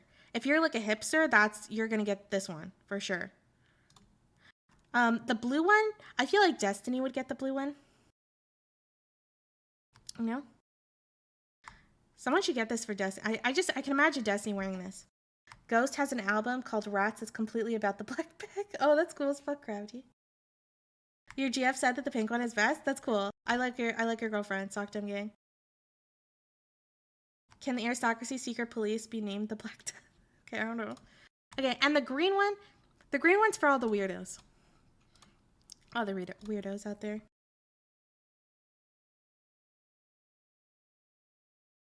Once you go black, you never go back. But yeah, I recommend probably getting like a bigger size than you think that you want. I don't know how it technically fits, but to me, a t-shirt doesn't really ever look bad even if it's a little too big. And you don't want it to be super tight. Are you calling us fat? No, I'm not. Okay. There's nothing. Okay. I'm not saying that. Okay. I'm just saying that it's not comfortable wearing a t-shirt that's too tight. They're supposed to be cozy. You want to feel comfort when you wear something making fun of the like mass killings of, Europeans. Hope it fits well. I order my usual size, should be fine. Yeah, hopefully it works out. You have to check with Streamlabs if they do returns. I have absolutely no clue because like my merch is totally handled through them. Can you ship to Europe? I think they do ship to Europe. Better too big than too small. Yeah, exactly. To me, I don't mind a bigger shirt because then I could just kind of like tie it at the bottom or something. I love cutting open. Something that I personally love to do is I love to cut open like the neck in a shirt and then I sleep in it. I don't like things being too tight on my neck when I'm sleeping. I'm 7'2" feet high. You're not 7'2". Shut up, Rolling Deadly. You're lying. They don't take returns? Oh, okay. I'm sorry. Are prices in USD? Yeah, they are.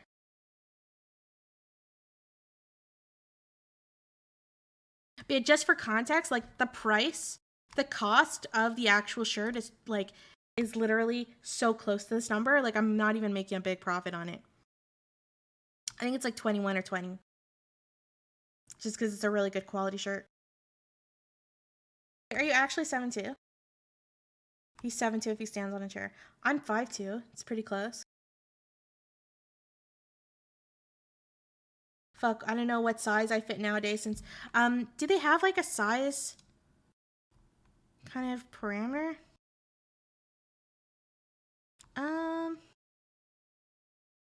Might have to Google it. I'll have to see. But yeah, let's learn about the Black Death since you're gonna be wearing the shirt. Very important. Okay. I owe you a bunch of things.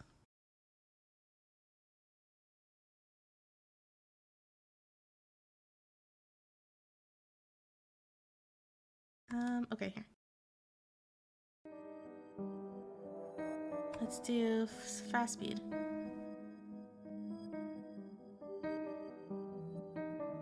Are you sure that the homeless guy that stole your nuggets didn't just miss you because you're Hey! Don't make fun of my height.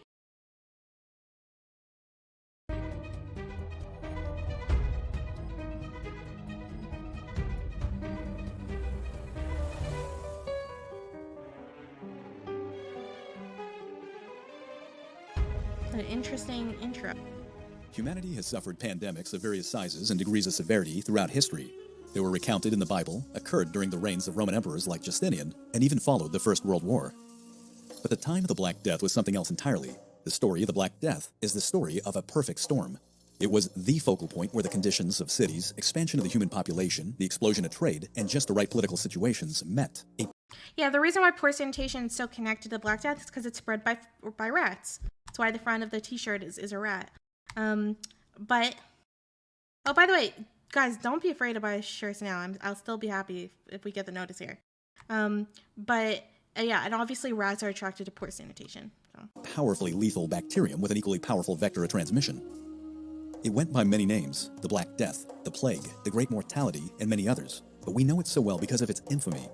It was, after all, estimated that 30 to 40% of Europe died. But Europe was not alone. Africa, the Middle East, India, and East Asia were all in its path of destruction. Almost half. Yeah, guys, just the t-shirt is just for the European tour. Okay, don't worry, it's not about any other tour. In the end, it was suspected that worldwide, 200 million people died. A number so high that every outbreak before or since has not even come close. And this is especially impressive when you figure in that the world population at the time was approximately 500 million. Our story begins not in Europe, but far to the east. No one is exactly certain where the plague hides its lair, but many agree it lies somewhere where the Great Eurasian Steppe meets the Gobi Desert. Some claim it came from the Mongolian Plateau, from a region of the Great Desert that's itself, what I heard. It's a place that Mongolian. Marco Polo on his journey would say that when a traveler became isolated, he would hear the voices of devils leading him astray, and the arid wind could make 1,000 fantasies throng to the mind. Yeah, the Black Death, literally, the bubonic plague would make people insane. Whereas others felt it was on the banks of Lake Issyk-Kul, one of the deepest lakes in the world, where the contagion lay in no wait. way. Now left to its own devices, the plague would infect small rodents and animals, and due to its lethal nature, it would not have easily been able to escape its isolated Okay, I just knew that I was less likely to get canceled over making fun of European deaths, alright? domain. But by the mid-14th century, the steppe was unified by the Pax Mongolica, and trade had rebounded on a massive scale. What was once a desolate and isolated land was now crisscrossed by the Silk Roads. Yep, it was the Jews traversed got by blamed. throngs They of actually merchants got hoping kicked to out make of their tons of fortune. regions because A of it. multitude of trade stations and oasis stopping points were also established. What's more, to expedite messages that kept the bureaucracy of the Great Mongol Empire and its later fractured states working, the riders of the Yam, essentially a Mongolian pony express, were created. Suddenly, the plague had a mechanism to expand its domain, and it eagerly awaited its chance to do so. Shirt. Oh no. In the Crimean Peninsula, quite a distance to the west, was the city of Kaffa. In the mid-13th century, she was a backwater, rural, rustic, some would say primitive fishing village. Kaffa. Kaffa's in the Ukraine, and it's on the shirt. But the world was changing, and trade, which had languished since the fall of the Roman Empire, had emerged as a powerful force. And a really good example were the Italian city-states, which vied fiercely with one another for monetary hegemony. Nothing would stop them from expanding their bottom line. The quote-unquote Crusaders of the Fourth Crusade, jumping over the walls of Constantinople in 1204, gave testament to that. Now to quote a Ferengi rule of acquisition, number 95, in case anybody's interested, expand or die. Thus, in 1266, the Genoese arrived at Kaffa and set to work, making it a city to be reckoned with. Do you think the Black Death By 1340, she boosted a population of 80,000 people, buildings dotted the horizon, Oh, yeah. her market was a flurry of activity. Any and the negative docks things of that Kaffa were happened, like, would just always make anti-Semitism worse. It's one of the reasons why anti-Semitism has gotten so bad in the last few years. I mean, it's just like any kind of prejudice. Like, look at how anti-Asian racism has amplified because of coronavirus. Renowned to house over 200 ships. The location was perfect for the business savvy. The Silk Roads ran just to the north and divided into several paths before going into Europe. The Volga and the Don rivers were relatively nearby, adding to her commercial sphere of influence. And from her warm water port, ships would come and go from Constantinople, the Levant, Italy, and as far away as Iberia. In a short period of time, Kaffa had blossomed into a major focal point for bringing in luxury goods from both east and west. But, as is the case so many times in history, one civilization's success usually comes at the expense of her neighbors. The Mongol Empire was one of the largest land empires in history. By the time of Kublai Khan's death in 1294, it had fractured into 4 separate khanates. Each had their own agenda and modus operandi, but don't let the division fool you, each khanate was still very powerful, of which the Golden Horde exercised authority over the Crimea. To them it was a small portion of their vast realm. Now, the armies of the Golden Horde were comprised to a certain extent with the Tartars. This was a nomadic tribe from eastern Mongolia that were conquered in the days of Genghis Khan. They had been integrated into the Mongolian armies and helped with the western expansion of the empire. By the mid-14th century, the Golden Horde relied on the Tartars to help govern their land. Now, to put this all into context, Kaffa, and for that matter, the Genoese presence, existed only because the Golden Horde allowed it. The land on which the trading city flourished was essentially a grant for the purposes of enriching the Khanate's bank account. But for the 2 decades leading up to the early 1340s, political, economic, and religious friction between the Mongols and the Genoese were mounting. Thus, by the year 1343, very little was needed to ignite a precarious situation into open hostility. Was as a part of the Black Death. I don't know. Not too far from Kaffa was the trading city of Tana. It was nestled at the mouth of the Don River and renowned as being the jump point one takes to get to China. It was in this city that a small angry exchange on a market street blossomed into a full-blown riot, resulting in spilled blood. And to be specific, a Muslim died at the hands of an Italian, or at least as the tale goes. Well, either way, the story got out, and the local Mongol Khan, a man by the name of Yani Beg, decided to arrive at the city gates and brought with him an impressive Tartar army. Under the auspices of being a defender of Islam, he demanded that the city capitulate. Now, in standard Mongol fashion, a besieged city had the option of either adhering to the terms of surrender completely, or taking their chances with fighting back, which usually resulted in the city and its people being wiped from the surface of the earth. The Genoese opted for the latter option and responded to Yani Beg's terms with a particularly insolent response. In retrospect, perhaps this wasn't the best idea. The attackers, not expecting this kind of response, laid into Tana with a vengeance, and the city was quickly overrun. However, some of the defenders... This is too detailed. I feel like you guys are gonna get bored. Anonymous, thanks so much for giving Poor HD its sub. Thank you. We're actually very close to getting to my sub goal today. I think we need... How many? Let me check. I think we need, only 11. 11 more. Okay, let's put on this one. In October of 1347, 12 ships dropped anchor at a Sicilian port. Those who eagerly approached were met with a grisly sight. Almost all aboard were either dead or barely alive, their skin erupting with blackened... Can you imagine a new ship just lands and, like, they all have a disease? boils that How dripped horrific that pus is. and blood. In horror, the Sicilian authorities demanded Does that the the ship sub goal on the screen not update? Yeah, I don't know why it's not updating. It's really annoying. Sonia, thanks so much for gifting a sub to Sensen. set Yeah, you sail, burned the but ship? though they left, the damage had do you already pick been the done. bids? The Black I Death do pick was the now bids in before the Europe, stream. and millions would die in what is considered one of the greatest disasters in history. Let's explore how the bubonic plague wiped out at least a third of Europe's population, if not more, in this episode of the Infographic Show. What made the Black Death so deadly? Europe was hit hard by the plague, but it was not hit first. It was also not unaware of a disease that was already bringing widespread death and destruction elsewhere. Before the infested ships arrived in Sicily, rumors of a frightful sickness devastating the populations of first China and then India, Egypt, Persia, and Syria had spread near and far. While no one knew what caused it or why, it seemed to follow trade routes spanning the Near and Far East. Further, Have you guys noticed the masks that were worn with the plague? Oh, Manessa, thank you so much for purchasing a shirt. Thank you for the shirt. Keep up your good work. Aristocratic greetings from Munich. Oh, cool. Love to have some German friends, subscribers here. That's awesome. Thanks, Vanessa. Wait, shit. It started in Sicily? Everything starts in Sicily. Why does he have a top 10 type of voice? Yeah, it's kind of annoying. It's actually like the mask, those masks that they wore, like the plague masks. Here, I'll show you guys.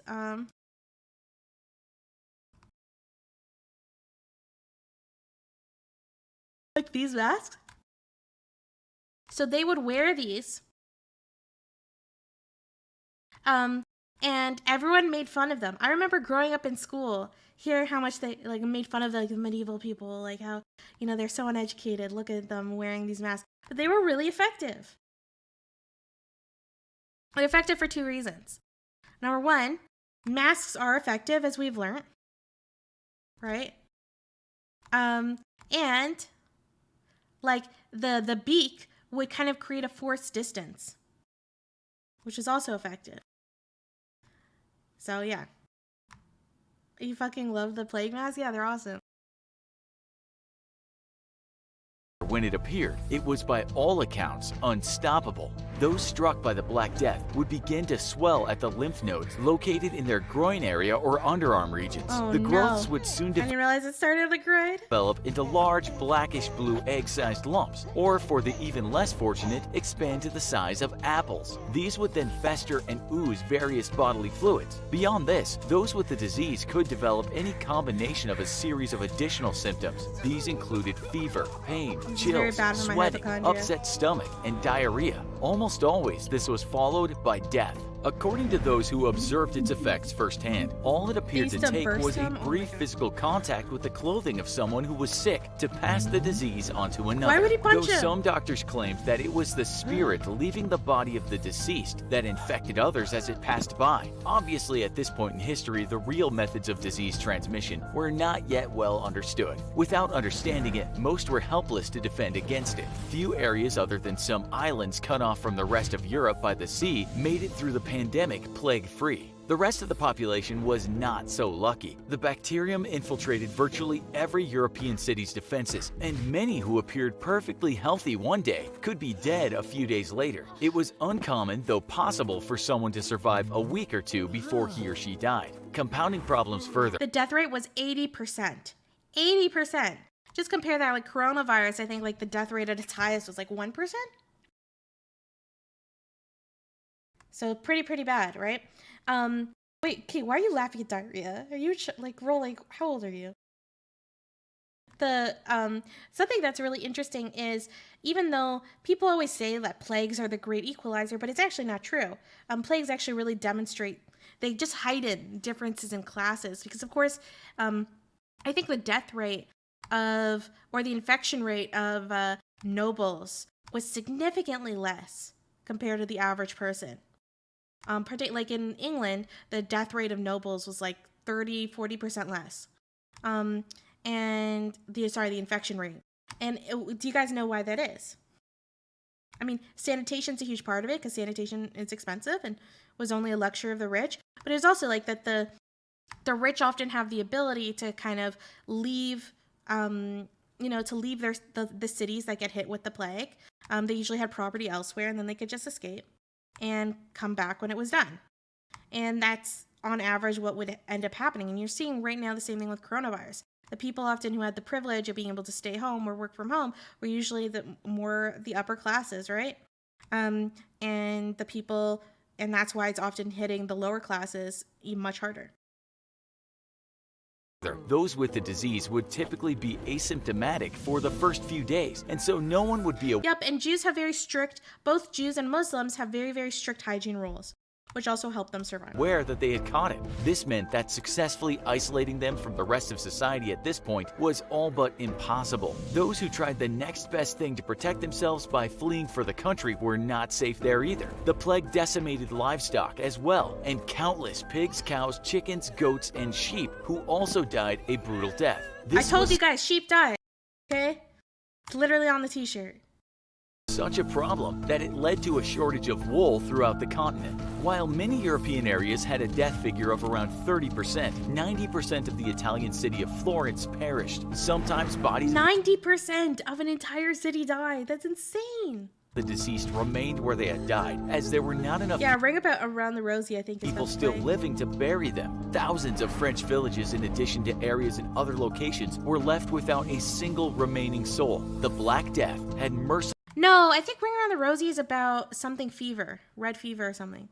mercilessly transformed them into ghost towns. In some instances, nature eventually that's from took the over, 19th and century. areas that people once called home were reclaimed by surrounding forest. It took aerial photography following the end of World War I to rediscover these locations as places where men, women, and children once lived. Most estimates place Europe's death toll between 50 and 70 million, or around 30-some%, though the CDC claims it killed as much as 60%. Yeah, it was chaos. The corpses caused huge chaos.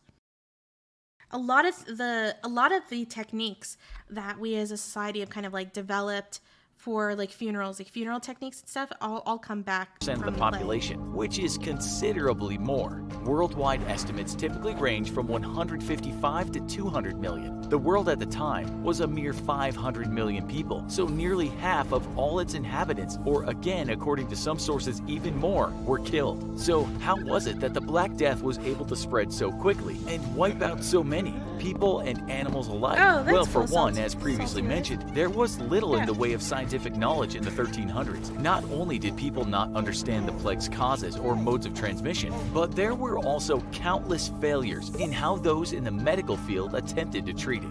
It is true that Yersinia pestis, the bacterium behind the Black Death, or bubonic plague, is highly contagious. It can also be spread in many ways, though obviously contaminated spirits aren't one of them. Many believe that in its later stages it had the ability to morph into an airborne strain that could be passed on to a new host via a simple sneeze or cough. However, all strains, airborne or those in the more initial stages that are not, are believed to have been transferred through a flea or lice bite, and many animals, in addition to countryside livestock, serve as hosts for the bacterium and blood-sucking pests. Examples Yeah, are it still things like exists today. squirrels, rabbits, chipmunks, and mice. However, many in the scientific field have argued that by far the worst contributor to the spread of the Black Death was the urban rat and its flea. Part of the reason for this belief is that rats have been mascot. observed to develop symptoms quite similar to those in people. And in cases of the modern-day plague, You still many think people ghosts with had the something to do sickness with had it? accompanying bites from fleas. Recent outbreaks often follow what's known as rat falls as well, or where rodents die off in record amounts for whatever reason.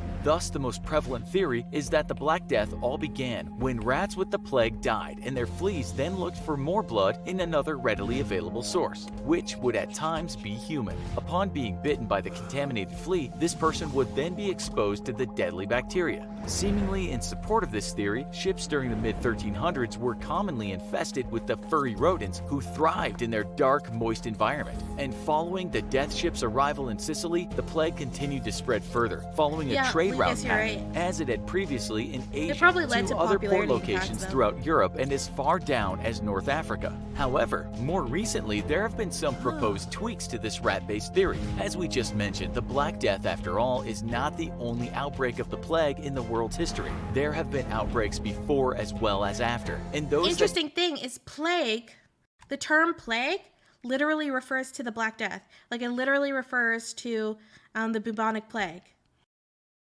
People think plague means disease. It's not. It literally, the term plague refers to the bubonic plague. Like, that's what, the term plague, that's what it refers to. It's just that disease, but it became so synonymous with the concept of disease that people started to use the term plague to describe any kind of, like, severe illness.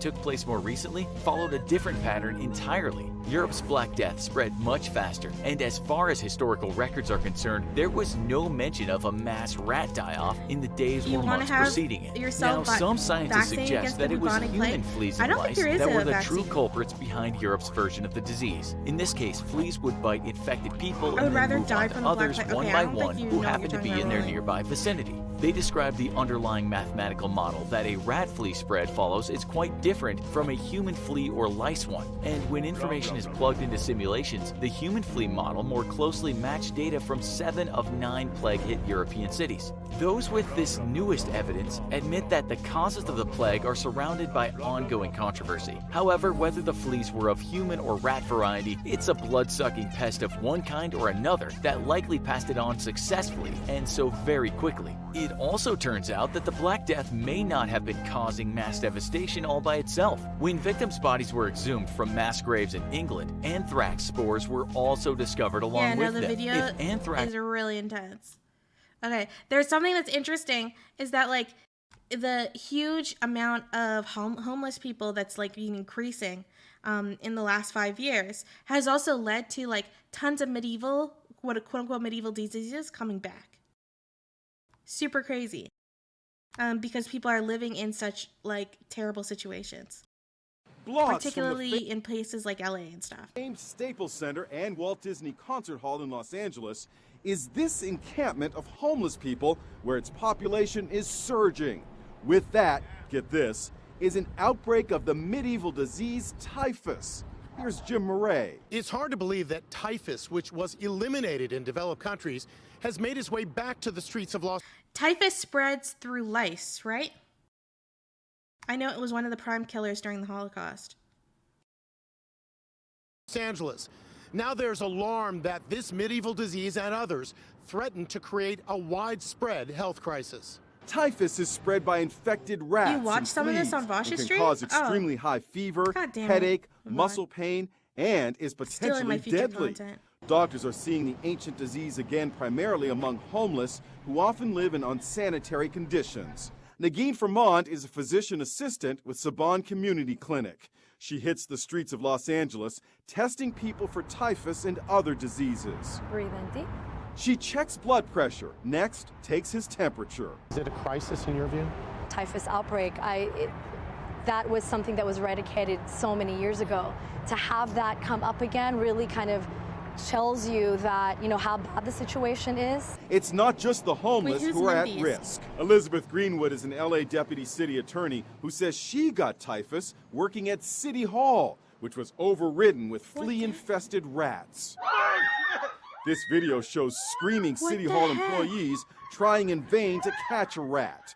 Elizabeth has filed a claim against the city for $5 million. Imagine getting typhus in like 2021. Someone was driving stakes, railroad stakes, through my eyes. It absolutely disabled me. The city attorney's office says there was vigorous testing in City Hall and surrounding buildings, and not one flea was found. Dr. Drew Pinsky issues this warning. Oh, Dr. Drew. People are getting sick. People are going to die this summer. Dr. Drew, totally unproblematic guy. You're going to hear about plague and tuberculosis, medieval diseases exploding.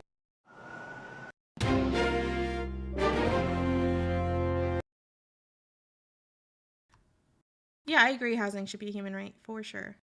I just think that different places have different solutions, and I think even if you make it a human right, you're going to find that there are going to be people who are still homeless. Because a lot of this stuff is just mental health.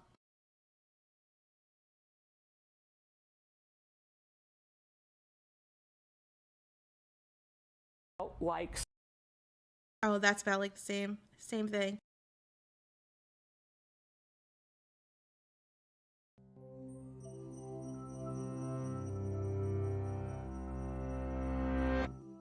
Imagine if half the Drew, people in your about the homeless. neighborhood, your city, or even your whole country were wiped out.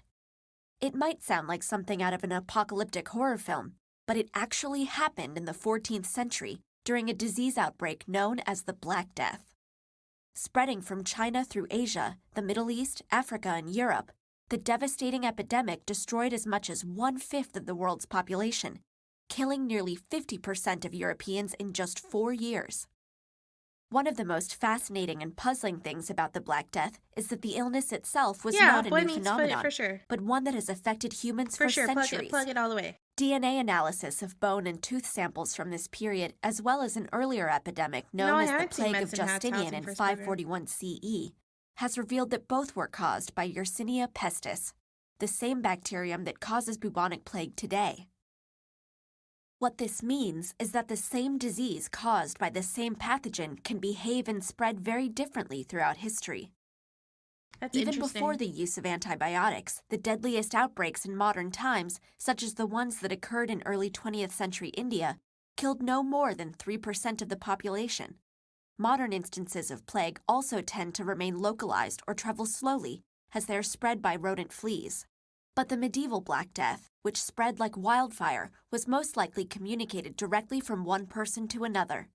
And because genetic comparisons of ancient and modern strains of Yersinia pestis have not revealed any significantly functional genetic differences, the key to why the earlier outbreak was so much deadlier must lie not in the parasite, but the host.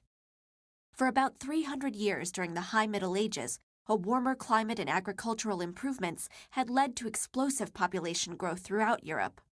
But with so many new mouths to feed, the end of this warm period spelled disaster. High fertility rates combined with reduced harvests meant the land could no longer support its population, while the abundant supply of labor kept wages low. As a result, most Europeans in the early 14th century experienced a steady decline in living standards, marked by famine, poverty, and poor health, leaving them vulnerable to infection. And indeed, the skeletal remains of Black Death victims found in the diets in that period were terrible. London show telltale signs of malnutrition and prior illness. The destruction caused by the Black Death changed humanity in two important ways. On a societal level, the rapid loss of population led to important changes in Europe's economic conditions. With more food to go around, as well as more land and better pay for the surviving farmers and workers, people began to eat better and live longer, as studies of London cemeteries have shown. Higher living standards also brought an increase in social mobility, weakening feudalism, and eventually leading to political reforms. But the plague also had an important And then capitalism came and everything was fine. Biological impact. The sudden death of so many of the most frail and vulnerable people left behind a population with a significantly different gene pool, including genes that may have helped survivors resist the disease. And because such mutations often confer immunities to multiple pathogens that work in similar ways, research to discover the genetic consequences of the Black Death has the potential to be hugely beneficial. Today, the threat of an epidemic on the scale of the Black Death has been largely eliminated thanks to antibiotics. But the bubonic plague continues to kill a few thousand people worldwide every year. And the recent— Oh my god, can you imagine the buboes like in your underarms? Oh, that's like my nightmare. Emergence of a drug-resistant strain threatens the return of darker times. Learning more about the causes and effects What of did they the just Black say? Death.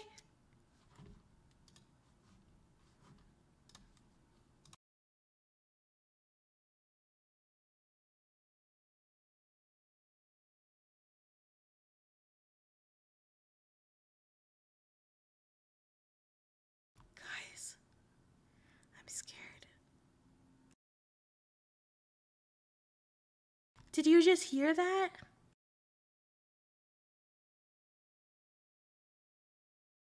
Okay, why are you saying booba? Did you just hear that? That there's a drug-resistant strain?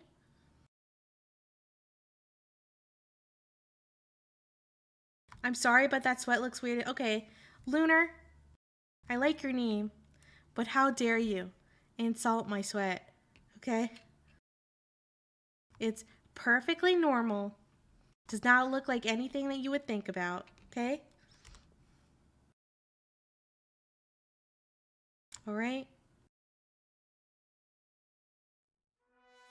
Daddle, thank you so much for gifting that sub to Lunar.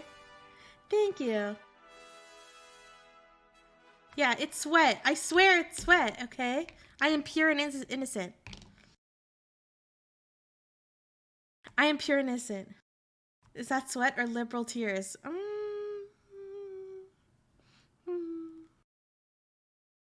don't know. Death is important, not just for understanding how our world has been shaped by the past. It may also help save us from a similar nightmare in the future.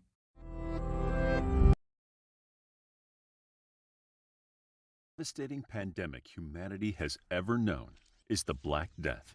It has been known by a variety of names. What was this about booba and sweat? Oh my god. Okay, if you guys want to see like my anime boobs, I feel like I'm gonna need a solid donation or something, or at least like a solid gift sub. You know, I do not come cheap. Not come cheap. I will sell my integrity for at least like, I don't know, $50, okay? Or at least a significant amount of subs. Which is not cheap, alright? And had several reincarnations, such as the plague, the bubonic plague, and the pestilence. All of these names refer to the same incurable disease caused by a bacterium that spread readily and widely throughout human and animal populations. Yeah, I would appreciate any donations. Not to be annoying about plugging the shit, but I'm trying to raise money, basically to kind of start, because I want to do music streams more often, especially like night music streams. I was thinking a few times a week I might do another stream where at night, and where I'll play some music. And I need some equipment for the music stuff, so I'm trying to raise the money for that. Its name is Yersinia pestis. The Black Death killed virtually everything it infected, attacking both human populations and animals alike in never-ending waves that, at points, threatened to wipe out all of humanity. It is thought to have originated in China, each time making a passage toward Europe through a China virus! It's a China virus. Trump was right. Its emergence struck fear in the hearts of people as it spread through towns and cities, leaving diminished populations in its wake. Weaving through centuries, the Black Plague caused terror in populations who felt helpless in their lack of knowledge of their tormentor and why they were being tormented. This led to bizarre medical and religious practices, born of humanity's frustration in attempts to explain and quell outbreaks of the disease.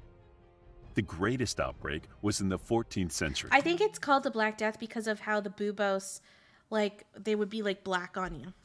Serving as they were filled with blood. Most recognizable example of the plague, dubbed the Black Death because of the extent of its Look at the mass graves. spread and the terrible toll it took, wiping out as many as 20 million people, which was 60% of the human population on the planet at the time. The disease... Yeah, apparently the amount of deaths was so severe that it actually affected the environment. Isn't it insane? Thrived. Like the lack of carbon monoxide. Showing no regard to wealth, status, location, intelligence. That's not true. This idea that like it didn't care about wealth, that's not true. Or I really don't like it when historians talk like that, because they're doing it as a way to kind of demonstrate. They're kind of trying to demonstrate that like, oh, like this is different, but it's not. It could kill the infected in a day. And if a family member became infected... Like, obviously, if someone gets infected, like, they're probably going to die at the same rate. But whether or not you get infected is very much determined by the class. They might simply be left to die with no known treatment available. Often, whole families would die one after the other, and entire towns would succumb. Yeah, this whole idea of, like, diseases being the great equalizer is like... I don't know. It's like, it's a little weird, little cringy when people say that shit. The symptoms were easy to recognize. The infection progressed through the lymph system first, where it infected and inflamed the nodes. Black, oozing lumps would be seen on the sides of their neck, under their arms, or at their groin.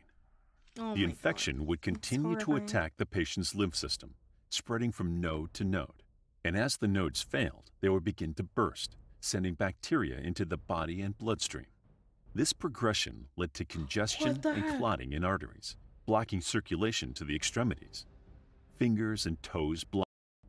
All the while, the infected person would move in and out of consciousness, writhing in pain, with nothing to stop their bodies from being enveloped by bleeding sores. People paid to have bodies dragged and carted from their homes, only to be buried. Okay, guys, I gotta end the stream quickly. I'm so sorry. But, yeah, someone showed up. So I'm gonna have to end it. Let me, I'm so sorry, guys, but I will be back tomorrow at 2 p.m. Let me, quickly pick someone to raid. Yeah, I'm sorry, guys. I'm sorry. Something showed up that I need to go do. Really important. I swear it's important. Okay.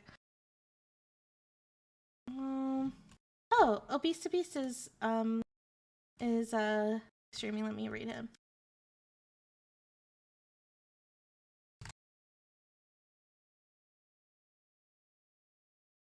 But yeah, love you guys. Please be safe, and also do not get the bubonic plague. And please buy the t-shirt. It's fucking awesome. A great way to support the channel. Yeah, see you guys.